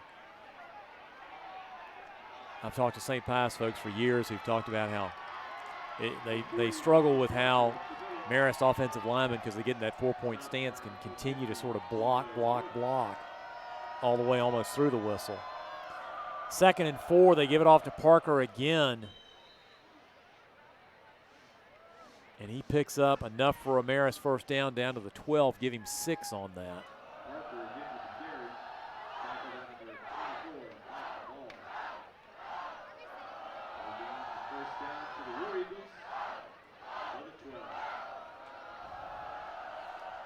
From the 12, wing set, 2 tight ends. Now they'll hand it off and fake it and just rumble in. Cegelski does. He gets down to the goal line and be brought down there. Well, there's your point about blocking downfield and continuing to block till the whistle. My goodness, we looked like we read that pretty well and had him bottled up at about the 6. That's just good second effort. Big 77 was out there helping, but at the quarterback, we just never wrapped him up. And 1st and goal here for Marist inside the 1. You see the great shot from our great film crew. Well, at the 8:30 mark of this evening, Marist is threatening right at the goal line. Cegelski, I bet, keeps it, and he does, and he just slices in off the right side to score. And Marist goes up 34-0 with 2:25 to go here, 2nd quarter. Certainly not like last week where it was knotted up 7-all against GAC. Well, the Marist offensive line is just imposing their will on our younger defense here under a new defensive coordinator. Did a great job last week. We're having a tough time this week against this very talented Marist offense. They line up for their 5th extra point. Missed one and made a 2-point conversion. So Bowen on out of the hold of Cegelski. And this one's good. Marist 35, Lovett nothing with 2:25 to go here, second period. And well, the news is not good here on the Riverbank. It's the second game of the 2019 season's not going the way we hoped. Some of these Marist exciting games we played doesn't look like it's going to turn out that way so far. The Ruth Chris scoring recap. Marist goes 12 plays, 71 yards. That's more of a textbook Marist drive, a double figure play and a nice long drive. They use up 4 minutes and 28 seconds off the clock and get their 5th touchdown of the night. Lead at 35-0.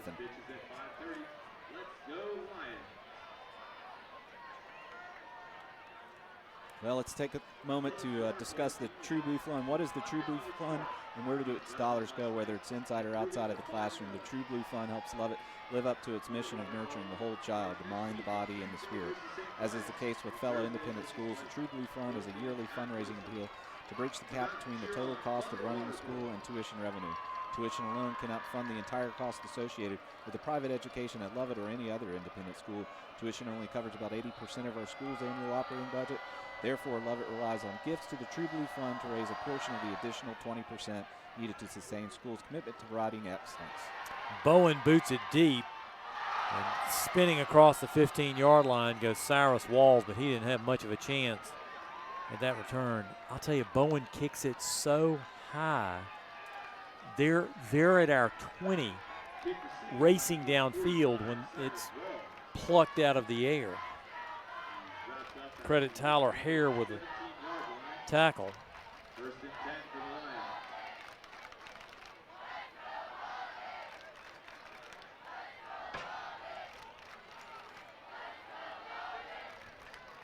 First and 10 Lions from their 17. Boy, how many? That should be a penalty on us, unless we call timeout. Yep, that's too many men in the huddle.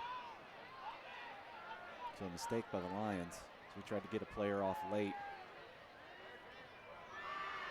Well, this is looking more like a first game for us and a mid-season game for War Marist, Eagles. And whereas it's the first game for Marist, and as well as we played last week, we're having some trouble tonight. First and 15 Lions from their own 12.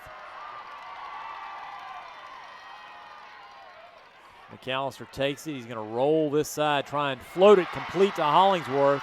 He's going to get run out right around the 27-yard line, but a nice improv play as we pick up 15 yards on that. You'd think we could pick up even more. He kind of floated it out there, and Charlie Fleming was able to bump him out. But, boy, that's one of our most positive plays of the evening besides the long run. Yeah, on a broken play, and great job there by Blaine to throw a little floater and lead his receiver, gets a first down. First time I've seen them in a four-man front. McAllister will take it, throw it high, and Givens comes down with it and gets hit. Again, right at the 34-yard line, but that was Charlie Fleming again. You know, the thing is, we can't stretch them deep. Yeah, we don't have time to throw it. It's like Clemson against Tech last night. We'll hand it off inside, maybe pick up a yard and a half as we try to get Hollingsworth on something of a, we'd call it crossbuck. Ben Brown brought him down. It'll bring up 3rd and 3 Lions. What do? Try and run McAllister with a 7-man front. We'll roll this side, look, and oh boy, Givens was lucky that pass wasn't picked off right in front of him as Tyler Hare cut in front of him. Yeah, thrown into traffic again. Their backers just drift, come under, and he tried to thread the needle there. Had a receiver open, but Tyler Hare read the eyes of the quarterback in his easy pass breakup. Maybe he's probably going to look at film and say he should have had an interception, and Lovett will be 4th down again. So you let the clock run down and then take a timeout? Incompletion, the clock stopped, but you're right. No. We're late coming on. 3 seconds, 2 seconds, 1 second. We're going to take the penalty. That's weird. Oh, they're resetting it. Oh, they must not have set it in the first place. Camillo will boot this away from his 25, and he drives it deep, and Owen comes up with it. Peisowitz is back there, can't bring him down. And Owen's got running room. He's going to get hit by Vols right around the 40. Flag comes out. Well, he outkicked the coverage maybe, but we had guys down there ready. But again, Marist's speed and elusiveness, it's like they're in 4th or 5th gear, 2 steps. And they're just out racing us. The athleticism is noticeably different. We'll check the penalty here. That might be a break for the Lions. A bombing punt, but then a fantastic return. Personal foul called against Marist. Helmet contact. So the flag came out at the 30. It'll mark it back, should mark it back to the 15. Hey, do we have more to report on halftime tonight? We have Katie Johnson being interviewed tonight. Yep, volleyball coach Katie Johnson, outstanding. Ward, you know what I say to Katie Johnson every time I see her, don't you? No, I don't. What he's got? War Eagle. Sorry. Should have known. Fall for it every time. Yep. That hook just gets in there. Swallowed. 1st and 10 Marist from their 15. 1:01 left on this clock. And please, please, please. Let's get a stop. Spread set. He'll hand it, fake it to Owen, and Cegelski's going to race to that far sideline and run out as Wyndham gives chase. Just well-designed play as he faked it to Owen, and Cegelski just took it and raced downfield for about 17 yards. Great downfield block by Justin Hartwell. 18 yards. They went strong right and then cut back left with the quarterback. And fine block by the junior receiver over there on Polly Goldberg to spring it for even more. I tell you, they block well. They're downfield at the line of scrimmage, get to every level. Well, they're going to throw it again, and Cegelski's going to throw it underneath, complete, towards this near side. Henry Rachin came up with it right at the 38-yard line. They'll make it 2nd and 5. Cegelski again going to throw it complete to Moore, who's going to race down this near side, still on his feet, and he's going to be finally pulled down inside the 20, right around the 15-yard line. This is Paul Etheridge to a T. That's a clinic. I mean, we noticed the speed early on, but that's a heck of a throw, a heck of a route. And then you see the speed and athleticism there. And Marist with 1 timeout left. We get the clock stopped on the 1st down. That's another big gain, and I think the Lions are going to call timeout. There's a lot of space over there on the Marist sideline as they well-designed play, like you said. Offensive coordinator Coach Etheridge over there has got everything working. Well, you kind of worry. I mean, I literally was sitting there thinking when they had 85 yards to go with a minute to go, I said, you know, if you know anything about Paul Etheridge, who does moose his hair, by the way, unlike his father, he was going to cut it loose. I mean, there's no question Coach Etheridge is going to throw it. I also accuse him of dressing like Ian Poulter many times when he goes to play golf. Well, he's dialed up everything correctly tonight. Give him credit, give his offense credit. Coach Chadwick, just a well-coached team, and they're showing it tonight. They're fast and furious and blocking well. And I thought when they completed the pass here just moments ago, and the short 2-3 yard pass, that might be it, but they get the big chunk play again. They've had a bunch of those tonight. 1st and 10 Marist at the Lovett 15. Cegelski will take it, look downfield, throw it complete. Owen has it, and Goldberg's going to dive, and that ball came out. 9 seconds to go. There's a great tackle spinning it away, and I thought Goldberg was going to be able to come up with it. That was a break from Marist because they would have had to use their timeout there. Wide open receiver in the flat. They come up and rip that ball. Goldberg rips that ball out, as you can see on the replay, and the ball goes out of bounds. We almost recovered that. But the clock stops with 9 seconds left. Marist keeps their timeout. We nearly recovered that fumble on the sideline, but the ball snuck out of bounds. And see what Marist does here with 9 seconds and a timeout left. So they'll go trips to the left. We might see kind of a stretch play to that left side. And are you serious? They're going to call timeout? Oh, delay. Sorry. Thank you. Then I was going to say something to Etheridge next time I see him. If he was going to call timeout with 9 seconds to go, up 35-0. They might take a shot in the end zone with a pass play here. Got to be careful on how long of a developing play you have. You want to kick a field goal if you don't get in the end zone. So Cegelski goes shotgun set. He's got Otten flanking him. He's going to look, throw it. Caught by Moore on a little slant route inside, and Marist goes up. 41-0. There is a flag on. Is there a flag on the play or not? No flag on the play. Josh Moore has done everything and then some tonight. He gets another Yeah, big play. they just cleared it for him underneath. And that's a strike thrown into a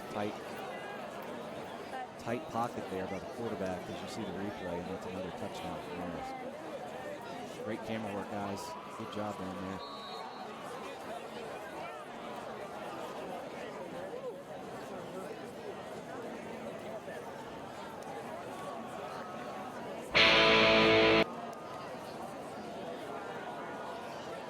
So Bowen comes on to boot it through. I think it was tipped. I think Goldberg may have gotten a fingertip on it, but Marist goes up 42-0 as we head towards halftime. And that's as good an Marist team as I've seen execute on offense, and their defense is exceptional. So we've played 24. We certainly don't look forward to the next 24 if it's more of the first half.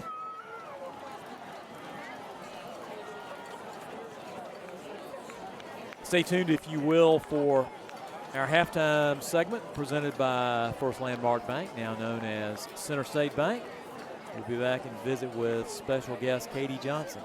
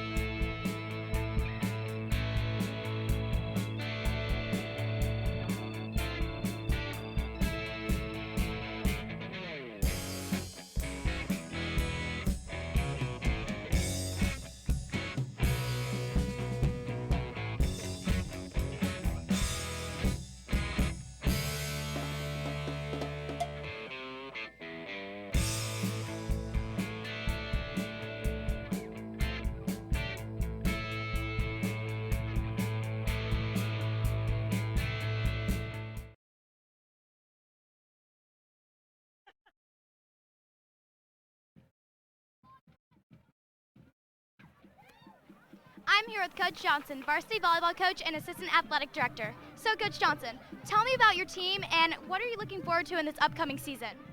Got a really young team this year. I'm really excited about having such a young group. They work hard. We've been really focusing on going after every ball and having grit this season, and we've really executed that well. What is the most rewarding thing about coaching? I'd say building relationships, getting to know the girls, getting to be there for them, getting to hear what they're doing in their lives, watching the kids that grow and who've gone to college and are playing sports, and just the relationships that I built with all the girls. Did you play volleyball in high school or college? Yeah, I did both. I started playing volleyball in middle school, and I played throughout high school, and played at the University of Montevallo. That's great. So how do you think young women benefit from competing in high school sports? I think that there's a lot of life skills that come in being in team sports. Time management, discipline, accountability, things like that have really helped the girls grow into really great young women. Thanks so much, Coach Johnson. Back to you guys. Hooray, good job, Grace. Thank you.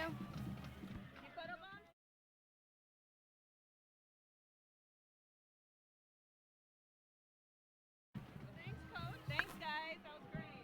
Those quick have come true. Now they'll never interview that one. Cool. Good job, Grace. Thank you. Thanks to Katie Johnson for joining us at halftime. We'll be watching the Marist War Eagle Band, probably the most irreverent group of Marist folks you'll find. You nervous? Lions trail at 42-0 here at the half. And you can watch the band.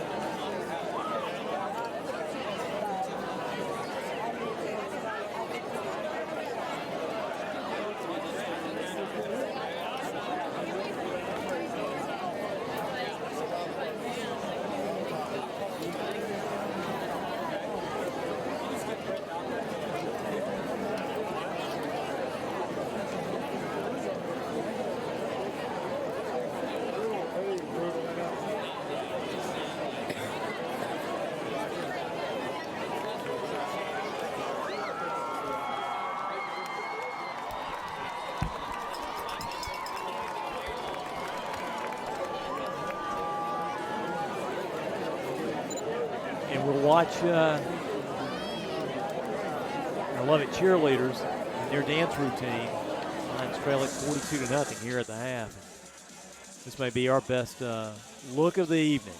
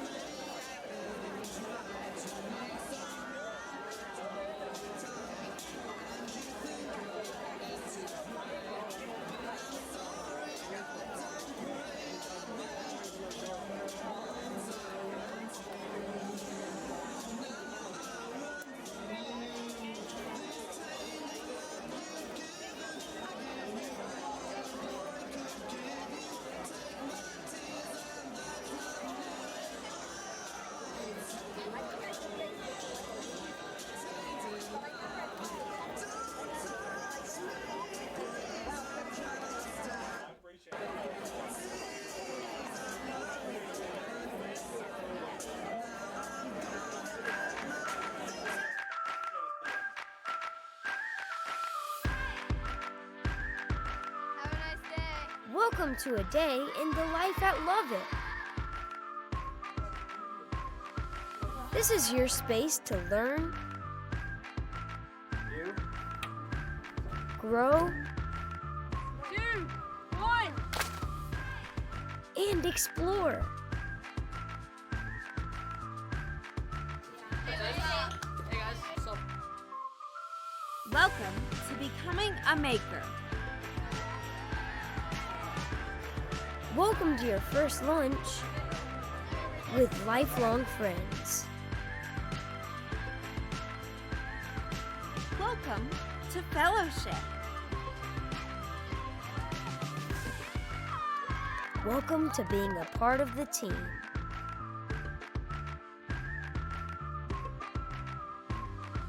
Welcome to finding your voice. I know it's Saturday, darling, and I apologize. I hope you had a great day.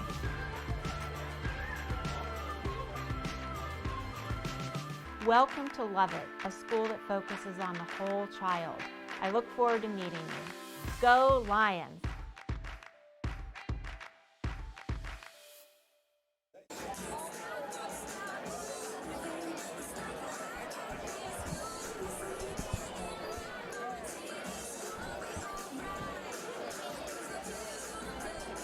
Well, it's a distressing halftime here on the riverbank. Lovett trails Marist 42-0 at the half. I will say that our good friend, former athletic director, both here and at Marist, the pride of Russellville, Alabama, Steve Franks, has one observation. I like the sideline reporters.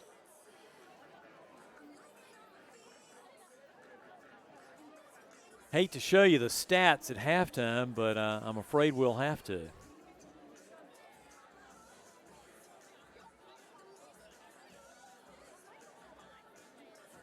So our first half stats, you can see the score at the bottom.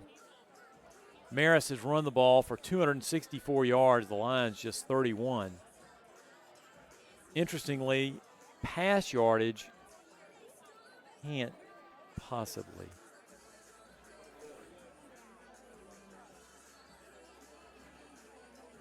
Yeah, 33 passing yards for Lovett, not 178. We thought that was a little, you know, we were sitting here thinking,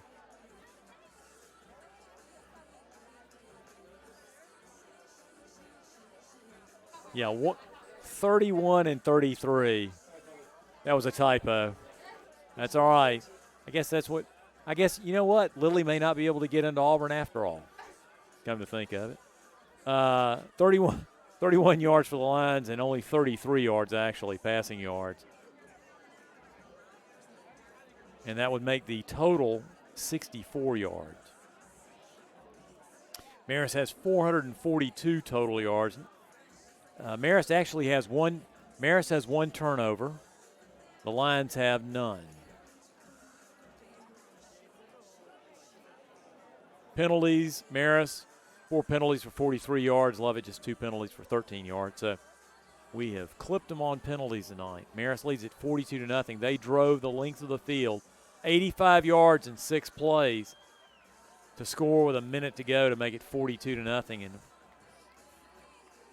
Clay Nally, Lovett, class of 90, came up to visit at halftime and asked about what would happen with a running clock, and I don't think we'll see a running clock in the third period, but we may see a running clock if we don't put more points on the board for the Lions in the fourth period.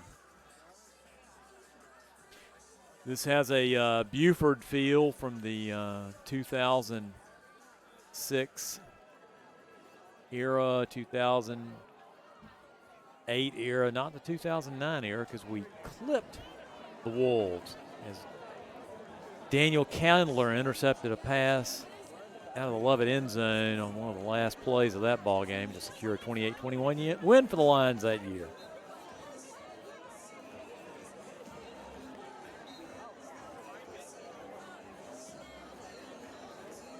We'll go around the state and see if we can't give you some scores courtesy of Concord Pharmacy. By the way, we've got quite a few shout-outs tonight also to offer.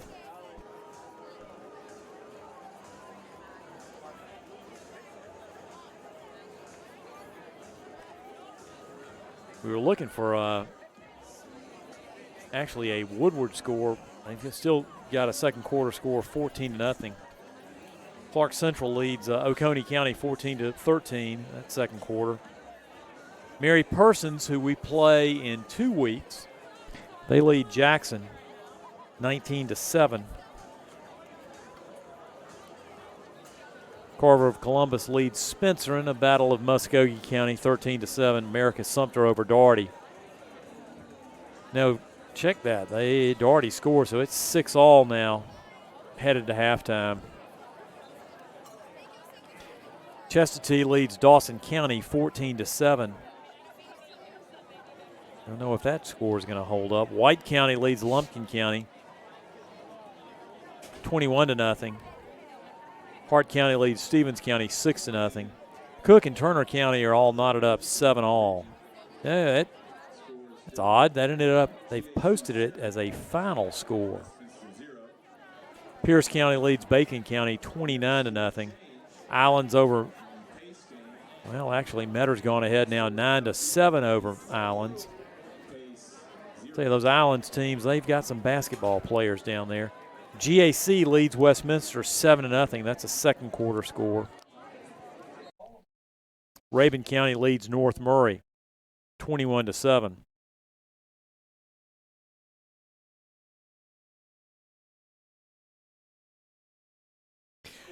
So second half,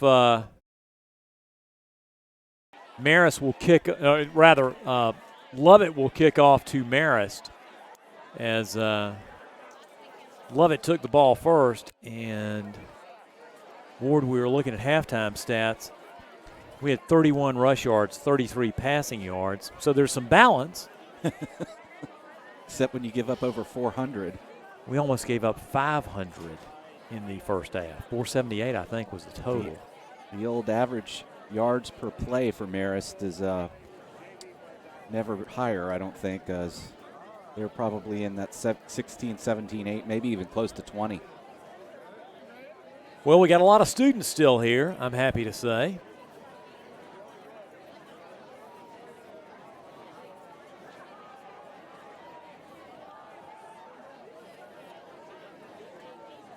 You know, I was looking forward to trying to find something downstairs to eat. What'd you pick out tonight? I just went with the grilled chicken sandwich. One of your favorites, yeah, the old standby. Can't go wrong. Yep, I agree. Excuse me, went to the Georgia Tech Hotel and Conference Center today for my Rotary Club meeting. They had the Americana Fish Cafe tonight, or today at lunch, which I think is all the fish that they could not cook in some sort of recipe this week, and they said, I just put it in here. Got a Brave score for us? Yeah, 5-1 now, midway through, moving to the bottom of the sixth. Freed still pitching? Yes, doing well. So, Ward, you headed to Nashville tomorrow? I wish. Man, the place is rocking up there. A lot of dog fans in Nashville tonight. I know, having a great time in a really fun city and ready for a game tomorrow that might be a lot more red and black than there will be Vanderbilt colors. What time do the Doggies play tomorrow? 7:30. 7:30. You headed to Dallas tomorrow there, I Richard? wish. I know a few who are out there. What's that, a 3:30? No, 7:30. Oh, so night game as well. Yep.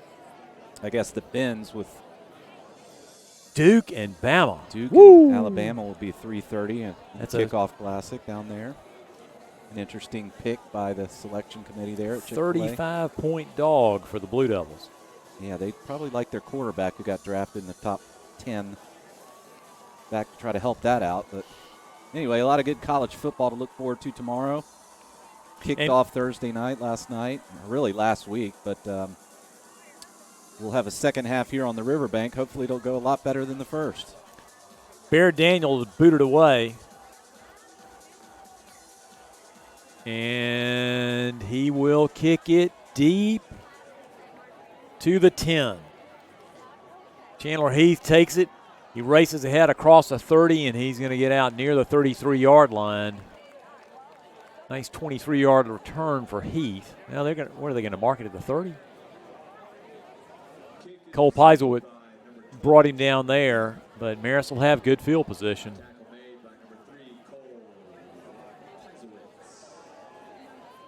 And Sigelski has perhaps retired for the night. New quarterback.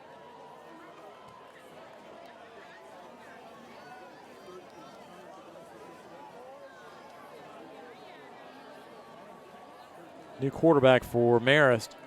And they're going to hand it off inside and to the up back, and he's going to go down right around the 32-yard line. Boy, these numbers have scrunched up. That was Parker again. Champ Davis, a 6 foot, 150-pound sophomore, is in at quarterback for Marist. It was a 2-yard pickup for Parker. Luke Graham brought him down. It'll make it 2nd and 8. Marist, they're in a straight wing set, one receiver wide.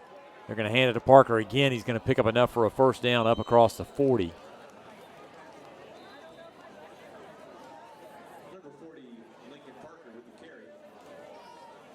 Aiden Camillo tripped him up, but he picked up 10 and enough for a Marist first down.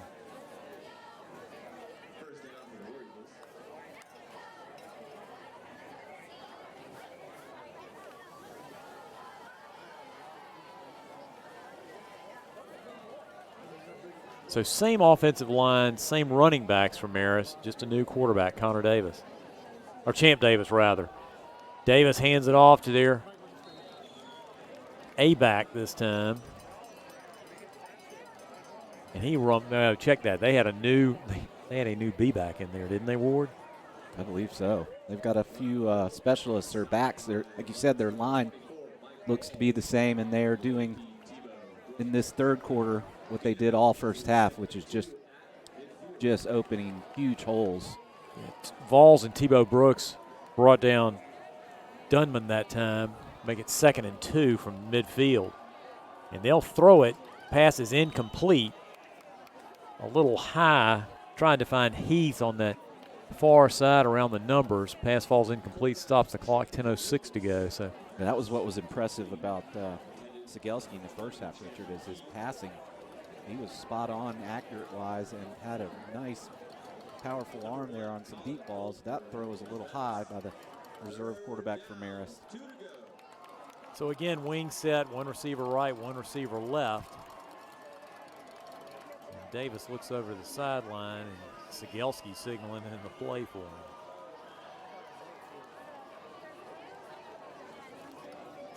Davis is going to keep it and pick up just enough for a first down as he gets across the midfield stripe. Pick up a 4. Bracy and Vols brought him down there.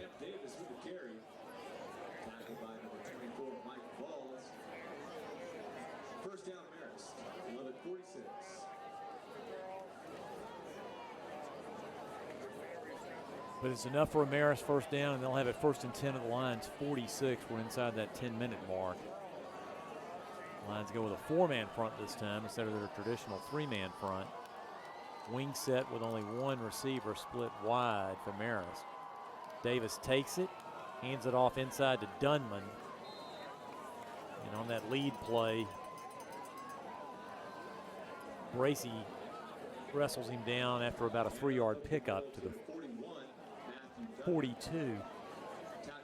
This is what we got used to with Marist in the 2011, 12, 13 time frame, and certainly much even earlier than that.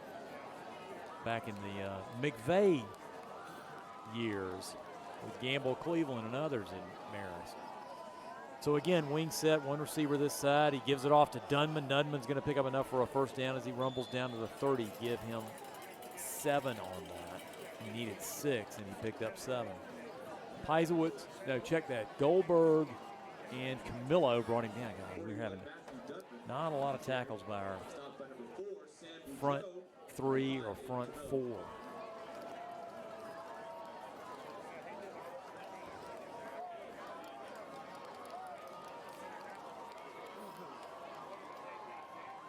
First and 10 War Eagles, and they'll go kind of a broken bone set to this near side. Davis takes it, hands it off to Dunman, and he gets hit in the, right in the numbers as Tom Bethea slid off his blocker and dropped him right there. And Marist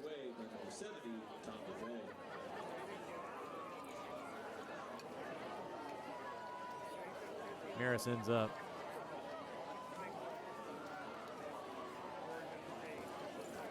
replacing Henry Clark, their junior center. And they bring in Kobe Ballard instead. This time they're going to try and fake it off running it wide, and Davis will take it upfield right off that left side and pick up about 5, almost 6. No, great job of Grant Turner on reading that play. They looked like they were going to do the jet sweep, kind of had an option for the quarterback to keep it there. So he blew that play up by staying contained. Would have had to tackle for a loss there if they did the jet, but then he came all the way back, made the tackle downfield. Good job there. The junior linebacker, outside linebacker. Yep. Let's see what we can do here on this 3rd and 4. Marist at the line's 28. Davis will take it. He's going to pick up enough for a first down as he races ahead, and he's going to get down inside the 15 before Stevie Bracey's able to pull him down. Hey, they spread you in so many different directions out of that set. Well, and then there's that interior 3, that center and those 2 guards just, they're not as big as those tackles, but they do a great job of execution and just fundamentals. Well, Kobe Ballard is a smooth 6'1", 250 at center right now. Oh yeah, they got the that's a reserve center in. So from the 14, they'll hand it off inside, and spinning ahead goes Andrew Manley, the 416th Manley to go to Marist. That's true.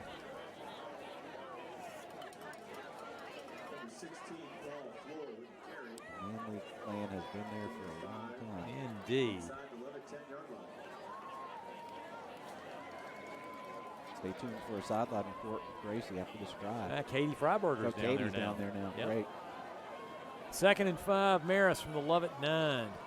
Davis has Manley behind him. And he'll give it off to Manley, and Manley will race in untouched. And Marist will go up 48-0 with 5:49 to go. They drove that for over 6 minutes.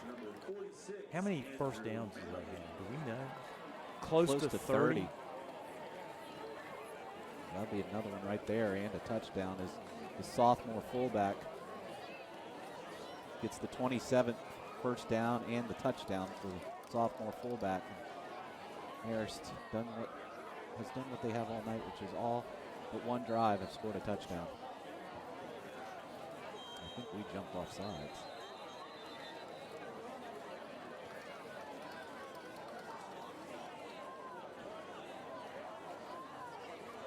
So might decline it or move it up a little bit.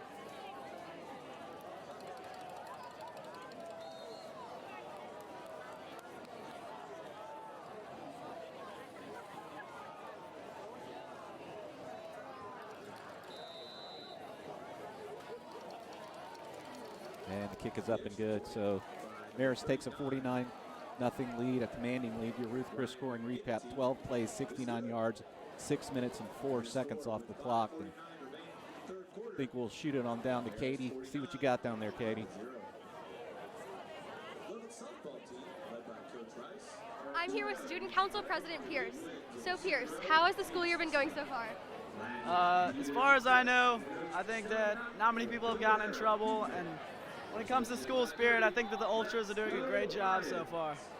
So your motto is remember to live. So how do you think that applies to football and other after-school activities and things like that? I would say that my motto is all about taking advantage of the time that you're given and working as hard as you can and having as much fun as you can in the moment. And so I feel like that's pretty applicable to everything, like sports and academics. Well, that is awesome. Thank you, Pierce. Back to you guys. Thanks, Katie. Great job. Academics. Was that what I was supposed to be here for? He said it second.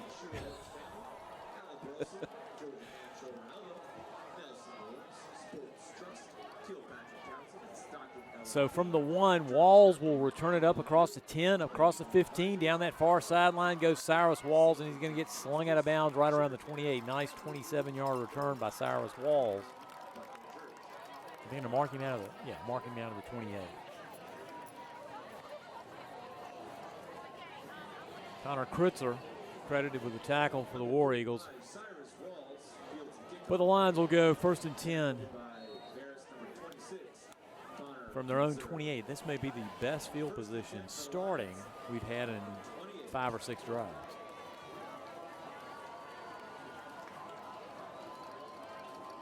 So McAllister goes under center.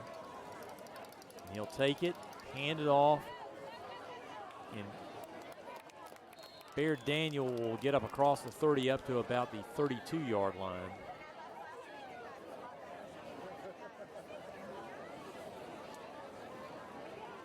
And he's brought down there by Will Blair.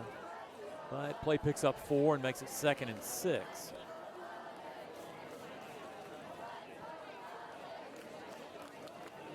So pistol set this time. And McAllister with 2 receivers to his right will take it, fake it, look, and throw it complete. Is that Logan Givens? His father was in the press box with us a little while ago. That play picks up 9, and I'll love it, first down up across the 40. Givens was brought down there as soon as he caught it by Wright Formasano. Great throw there. Good time in the pocket there. Good blocking up front, and just kind of a stop route over on that Marist sideline. Strike thrown by Blaine, and first down for the Lions. So out of the shotgun, empty backfield for McAllister. 2 receivers right, 2 receivers left. Now he puts Daniel in motion, fakes it to him. And Goldberg takes it, spins away, gets across midfield, and he's going to get pulled down by Formasano. Is that not, that's what did in Formasano. That's actually 36. Bryce Berge. But big pickup for the Lions as we're finally back in Marist territory. One of the few times we've actually made one of the Marist defenders miss. Good job there by Goldberg as he caught the ball and stutter step, put his foot in the ground, turned and made the guy miss. 3 receivers right for the Lions, and once Marist is going to call a timeout with 40 the right personnel in. 1, 2, 3, 4, 5, 6, 7, 2, 4. Yep, they got 11. Maybe they're just mad that they've given up 2 first downs in 2 plays. I'll tell you, Jeff Ewart. Woo. Those Ewarts, they love NFHS and play on sports. So some scores courtesy of Concord Pharmacy. Well, we have very few scores to report that are updates. And I mean very few. McIntosh leads Woodward at the half. Wayne County in 3rd quarter leads Long County. Whew, that's a long way from here. County seat of Wayne County. I have no idea. Jessup. County seat of Long County. Watkinsville. Ludowici. Your knowledge of your travels down all over. It's disturbing. Very Ware impressive. County leads Burke County. Ware County, Waycross, Burke County, Waynesboro. All right, shotgun set from the Marist 44, we'll call it. 2 receivers right, 1 receiver left. Now we put Baird Daniel in motion. He's going to go wide, have some running room inside the 40, inside the 30. Baird Daniel finally pulled down around the, they're going to mark him in the 26. Yes, they are. Nice run, nice block. Well-designed play there. Good blocking on the interior to spring him outside, and then a good block downfield. Connor Absher, one of the Marist captains, finally brought him down.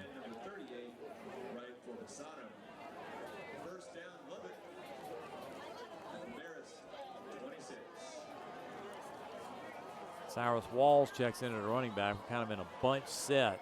Marist showing blitz. Will take it. McAllister will. He's got Walls. Ball's on that far side on a really nice wheel route. Mike Valls reached back, came up with it.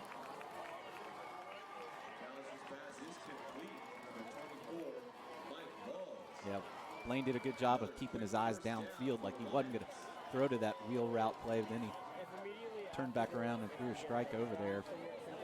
Maybe a little high, and he might have could have stayed down a little longer, but a good play there on the other first down. First and 10 lines from the Marist 12, we'll call it. 3 receivers to this near side.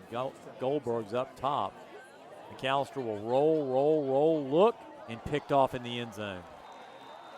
Formisano picked it off as he was trying to thread it to Charlie Hoke.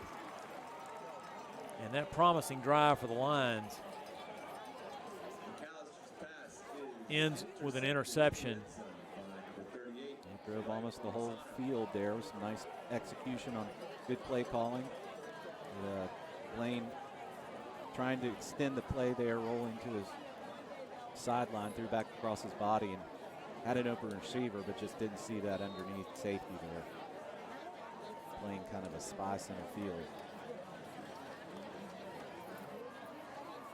One that he might, when he looked at film, just look to throw it away or run to the sidelines. Look for another play. So Marist takes over, first and 10, and they'll hand it off inside. New quarterback for the War Eagles checking in is Hayden Richardson, a sophomore, 6 foot, 172 pounds. And Tom Bethay was able to make the tackle around the 25-yard line. Was that Manley who ran it? I think it was. So again, Richardson, ball's on the ground, hands it off, and diving on the ball, I think it's Tom Bethay. It is. Marist turns it over, and so the Lions will have another chance on offense, and quickly, Blaine McAllister's back out on that field. Stevie Bracey pounded that sophomore fullback, Manley, and forced a fumble there. That ball seemed like it was on the ground for 2 or 3 seconds. I don't know if we get a replay on that, but nobody saw it, and finally we dove on it. Good play there by Bracey to force the fumble. That was a forearm tackle on the fullback for Marist. Good recovery there. Lions will take over.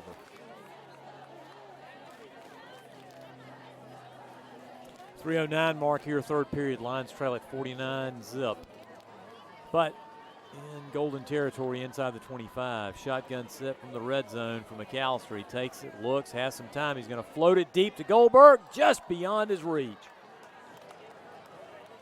Go back to it. Nice play design right there. Goldberg had a step or two maybe. A good throw there by Blaine. You don't want to underthrow that. If you make a mistake, it's going to be overthrow. And he just barely overthrew. Colin almost had a highlight reel catch there in the corner of the end zone.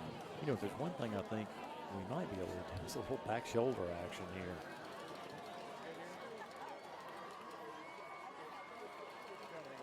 So 2nd and 10 lines from the 24. McAllister has empty backfield. He'll take it, look quickly. Oh, and Valls can't come up with it. It's, again, he cut that loose really quickly because the rush was getting to him. We had an unblocked guy, and he read the hot route perfectly. Blaine did, to get that ball out to the flat to his fullback. Again, maybe just a little too much heat on that one.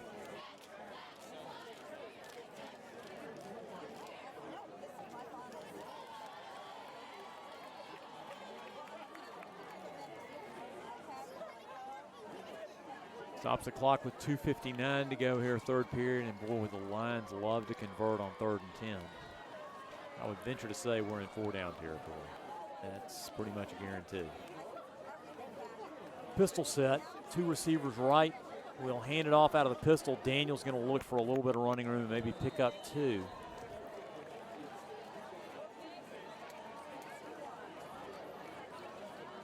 William Weltic brought him down after a 3-yard pickup, so it'll make it 4th and 7 as we go inside that 3-minute mark. And you know, Blaine has not been able to shake loose for any runs really tonight. Yeah, he's been forced to kind of play quick as can't really get settled in there. Out of the shotgun on 4th and 7. They're just going to rush 4. And we're going to launch it deep, and it's broken up in the back of the end zone. Is that Formasano who broke it up as Givens was trying to come up with it? It is. So Marist will take over, and that turnover ends up not hurting them. You can see it on replay here. As well defended there. Last second got his hand up. Good throw there by Blaine. Credit the defense there. So Marist will take over at their own 22-yard line as Hayden Richardson checks in for them.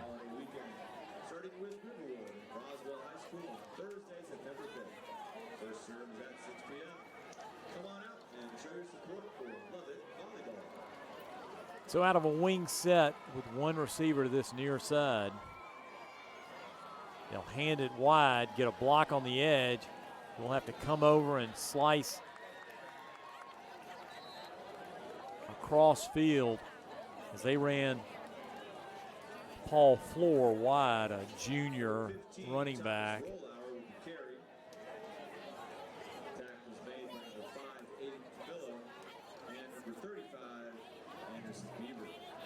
Floor was brought down by Camillo along with Anderson Beaver. Trent Adams, I hope you're watching your nephew tonight. Anderson Beaver. Wing set on this 2nd and 5, and they'll hand it off to Manley, and the Lions did a good job. Pope, Camillo, and Peisowitz brought him down after a minimal gain of 1. Yeah, I could have brought me a chicken sandwich, by the way.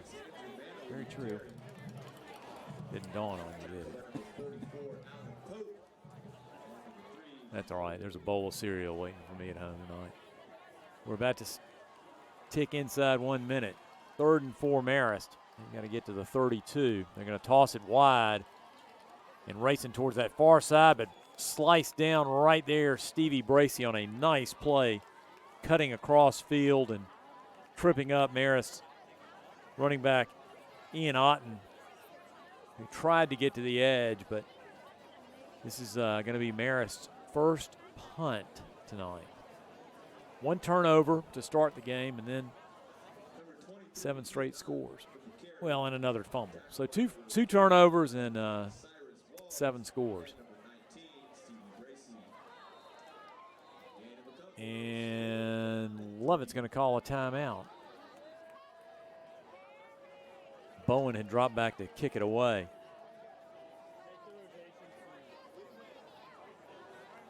So timeout on the field, 18 seconds to go here, 3rd period.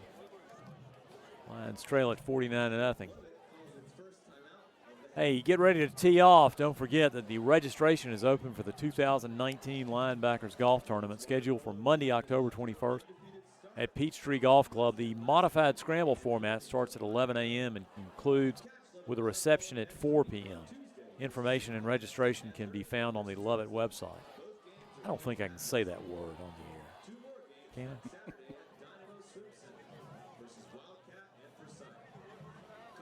Well, timeout used there by the Lions, maybe to get the right personnel in. I'll tell you, Stevie Bracey's having another good game on defense. Flying all over the place, the sophomore linebacker.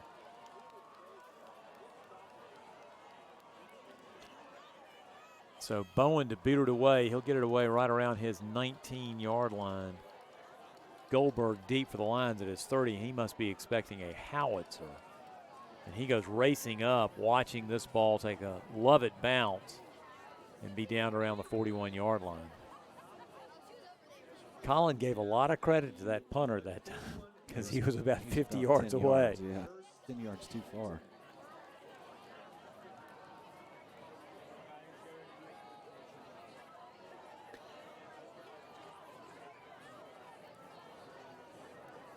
So they're going to mark it right at the 40. They are. 7 seconds left in this fourth quarter.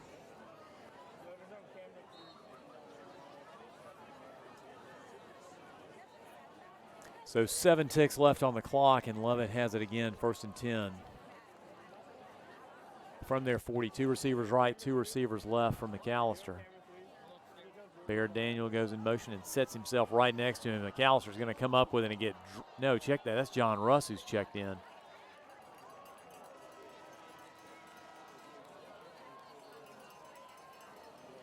Yeah, that was a busted play that nearly turned disastrous with a fumble, and then Dunman came off the Russ edge got and dropped smoked. him. So that play lost 5. It'll bring up 2nd and 15 as we go towards quarter number 4. We've played 36. We got 12 more to go. Our alumni spotlight this week shines on Levitt's class of 2014's Mitch Stallings, a Duke University Blue Devil of renown. Mitch is the 2019 Appalachian League Pitcher of the Year for the Rome Braves. 56 innings pitched, didn't give up a single tater, 11 walks, 69 strikeouts. I like that ratio. That's outstanding. He went 8 innings last night, not allowing a run, so a great outing to add to those stats. And they moved him up to Rome not too long ago, well, a good while ago, and he's done great in the low A ball. And the lefty is dealing. I believe he's a state champion with our last week's spotlight. That's right, Aaron Shunk. I think they battled in the regional last year. And I think Mitch got the better of the Georgia Bulldogs. So congratulations, Mitch Stallings. We're proud of you. The alumni spotlight shines on you. 2nd and 15 lines. Marist coming with a blitz. They hand it off to Daniel, and he gets dropped pretty much at the line of scrimmage. Manley came off the edge to drop him.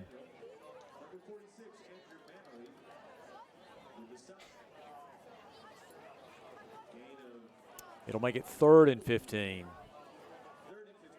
Russ out of the shotgun has 3 receivers left, 1 receiver to this near side. He'll take it, look, throw it complete up across the 45, up near midfield, just shy of a 1st down on a nice throw and catch. As Wade Shepard was slicing across and caught it in that. Boy, we got a great spot there, Ward. Yeah, we did. Absher, we'll take it. Absher brought him down, but it was enough for a Lovett 1st down. I thought he was down at the 49, but they gave us midfield. So 1st and 10 lines from that midfield stripe. Again, John Russ at quarterback. He's got Baird Daniel in motion, fakes it to him, looks, tries to find some running room, going to come to this near side, have a stiff arm and get pulled down inside the 35, right around the 34-yard line. He was pulled down right at the 34 as Jack Young held on and was able to pull him down.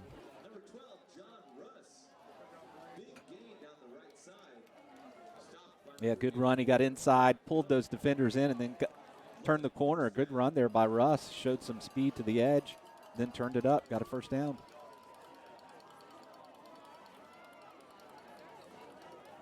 Well, Russ can certainly run the football.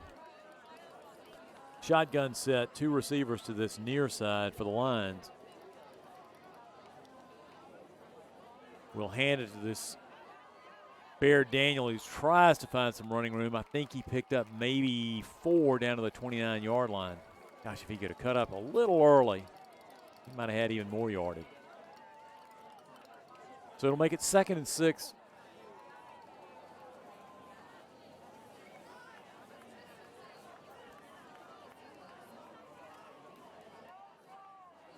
From the 29, and Russ will send Shepard to this near side. Cyrus Walls is his setback. Kind of a bunch set left for the Lions this time.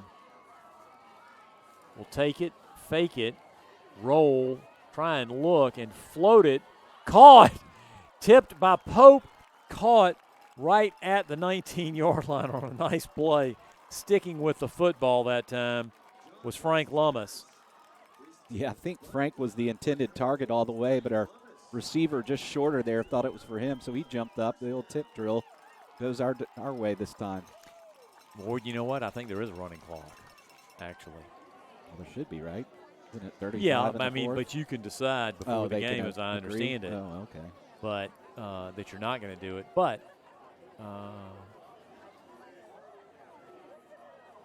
it's a big pickup for the Lions down to the 19, 1st and 10. Walls is your setback, and he's not going to have much running room as Manley just manhandles Cyrus Walls. That was a slow developing play that time. Yeah, I think we were supposed to go inside, and Cyrus just credit the blocking was not good there, and tried to get outside, and there's just no ability to get outside on this Marist defense. They're quick.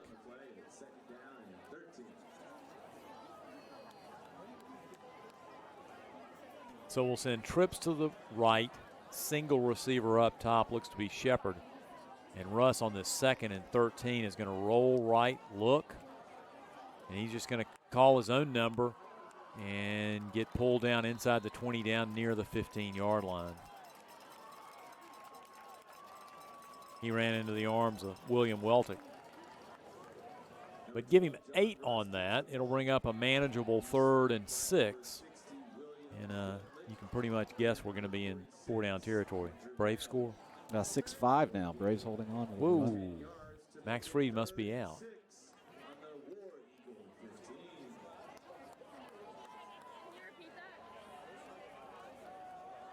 So 3rd and 6 Lions from the 15.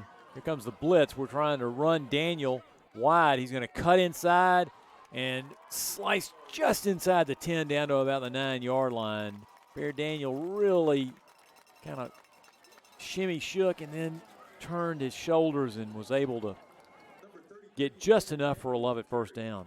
So 1st and goal Lions from the 9.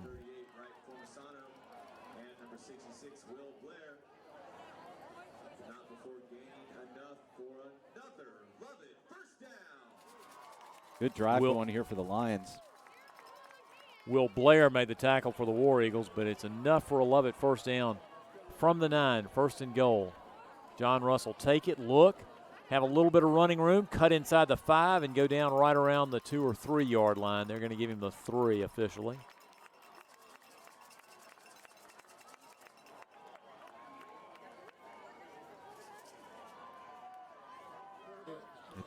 Suffice to say, we've got more first downs on this drive than we probably have all game. So 2nd and goal from the 3. 1 receiver right, 1 receiver left. A Shepard up top, Peiselwicz on this near side. Russell take it, try and run wide, trying to find a block, trying to find any sort of a seam, and he's going to lose a yard.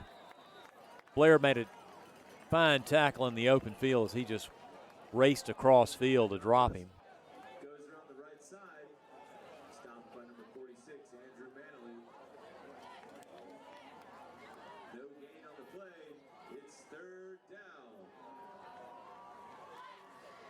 So 3rd and goal from the 3 as the clock continues to run. 5:24, 5:23 to go. You can see the score. We don't need to tell you. Russ takes it. Oh, and he was trying to swing it out to Cyrus Walls, but that pass was incomplete. Hard to get any timing on a route like that. Clock continues to run as the Lions are down 49-0. Ward, I'm kind of reminding of myself of the old Texas A&M announcer, Dave South. People used to say, you know, you can tell when the Aggies are losing. Dave South doesn't ever tell you the score. Yeah, I don't blame him. So 4th and goal Lions from the 3. Can they get some magic going here and pick up a score?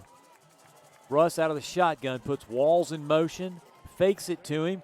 He's got just enough to he's going to be down at the 1. I thought he had just enough to reach the ball into the end zone.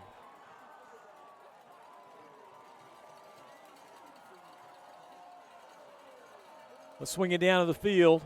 Oh, check that. Sorry.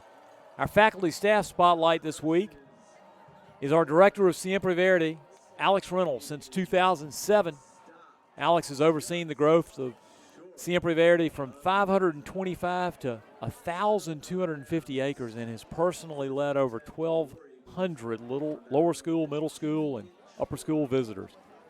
He is our 2014 Woodward Award recipient for excellence in teaching. Congratulations, Alex Stevens. Alex Reynolds, sorry, I was thinking of somebody else tonight. Great tackle by the Lions right at the goal. I mean, right at the goal line, they just dropped. Was that Manley who was carrying it? Yeah, it was Manley again. That was almost a safety. Wouldn't you love to get at least a safety out of this?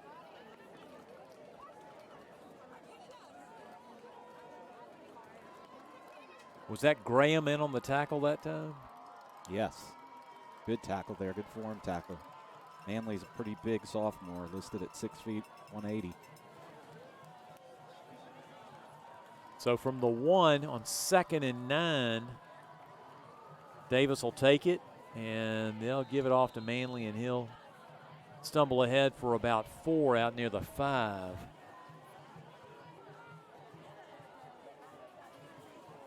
Stop made by number 56, Dobbs Davey, and number 62, Andrew Becker.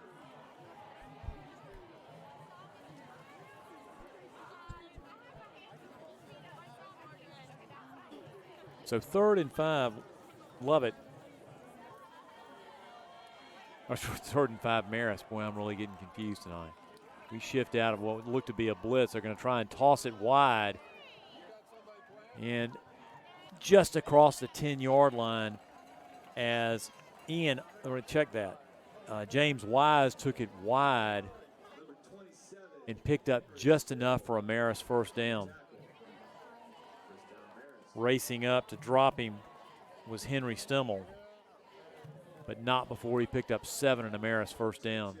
And that may do it. They may have to pack them and zip them now. A little less exciting than about this time last week when the Lions were coming back from being down 16. So Davis will go under center out of this wing set, and he'll hand it off inside to Manley, and he'll pick up about 3 up near the 15. So we'll swing it down to the sidelines. I'm here with Sally and Virginia, who are both part of the Fall Musical Showcase. So, what is the showcase? So it's called Revolutions and Revelations. It's a collection of songs and monologues that show a day and all 4 years of high school and once. So when and where can we go to see this? So you can come to the Hendricks Chenault Theater this Thursday and Friday, September 6th and 7th at 7 o'clock. Please come out. It's going to be amazing. Thank you, girls. Back to the studio. So on that 2nd and 7, was that Manley again? Yeah, it was Manley again picking up about 2. Pope combined with Frank Lummis. And it looks like Jack Drury who were in on that tackle. And this may be the final play of this 2019 game as they go into a victory set. They don't need, if they need, they don't, I don't, yeah, they will need to snap it. About a 3-second difference on the clock, and they'll just take a knee. And we will head to game 3 in 2019 against Best Academy over at Grady Stadium. Remember, it's actually a 5:15. It's a 5:15 kick next week against Best. So keep that in mind. We'll update you on Twitter. Not a lot good to recap on this ball game. Ward, is there a highlight play? You can recap just the highlights in the sense that Marist dominated the line of scrimmage on both offense and defense. Is noticeable up here how just a step quicker than they are, and their ability to block on offense and their ability to disrupt on defense with various blitzes from their linebackers. And they're just a solid football team, very well coached, very disciplined. They did have a couple turnovers tonight that I'm sure they'll have to run, but a dominating performance for Lovett. I mean, for Marist over Lovett, and they just made us play a little quicker than we're used to, and forced the action, and just the tempo of our execution was not what we're up to in terms of our level of what we expect this team, and the way we did last week was with such a good comeback. There was a couple of good plays here or there, especially in this last drive. Some of our backups getting to play, our reserve guys getting to play, and we'll hope to be healthy next week and take care of business with some better execution. Let's thank our sponsors: Ruth Chris Steakhouse, Center State Bank, Atlantic Grill, Melwood Springs, Natural Spring Water, Play It Again Sports Buckhead, Concord Pharmacy, and the Metro Atlanta YMCA. Ward, good luck tomorrow. Yeah, me too. I don't know what to say except I'm going to go to work about 9:30 after I get a haircut and come home and watch a little or listen maybe to Andy Burcham describe the action for the Auburn Tigers against the Oregon Ducks. Good luck to you. I'll see you next week. Thanks, buddy.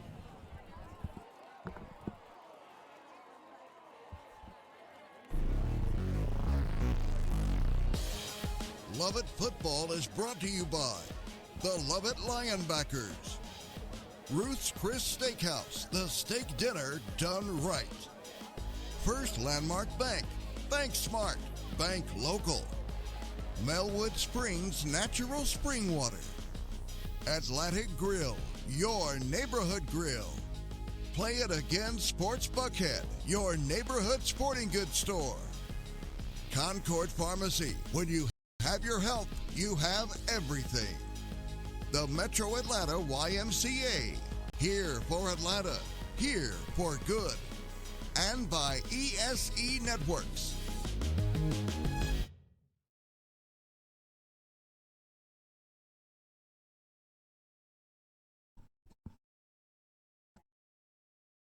Want to give production thanks to our athletic director, Ted Gilbreth, and everybody else who helps us with our broadcast. Michelle Pope, our sports information manager, Mike Harner, our assistant athletic director, Katie Johnson, our volleyball coach and assistant athletic director, Betsy James, our operations coordinator, Jim Clausen, coordinating producer, John Jerikitis, I'm familiar with him, our producer and technical director, Tommy Wiggs, our camera coordinator, Mary Jerikitis, we need to drop that spot queen. She's not going to be happy with that, I can tell you that. Rachel Best with network control, Alan Goodwin, our media coordinator, Lily Siegel, student statistician, Brandon Holmes, student statistician, Alec Cowan, assistant, along with his brother Bennett Cowanbergs, Avi Daftari, student production assistant, and Katie Freiberger on the sidelines, Tyler Lamberson, who helps out, Maya Palmer, and a hand in the screen, Madison Peavy on the sidelines for us, along with Grace Schneider. Jordan Siegel, another student production assistant who we count on. David Hayes for the Georgia High School Helmet Project and all he provides us. Todd Woodruff at ESE Network Operations down in Lake City. And Randy Brightman, who gives us engineering and support from down in Valdosta. Many thanks to the ESE folks. We will see you from Grady Stadium, venerable Grady Stadium, next Friday against Best Academy, 5:15 kickoff. And we hope we have something better to report. So our time is up. We thank you for yours. Your final score, the Marist War Eagles 49, the Lovett Lions nothing.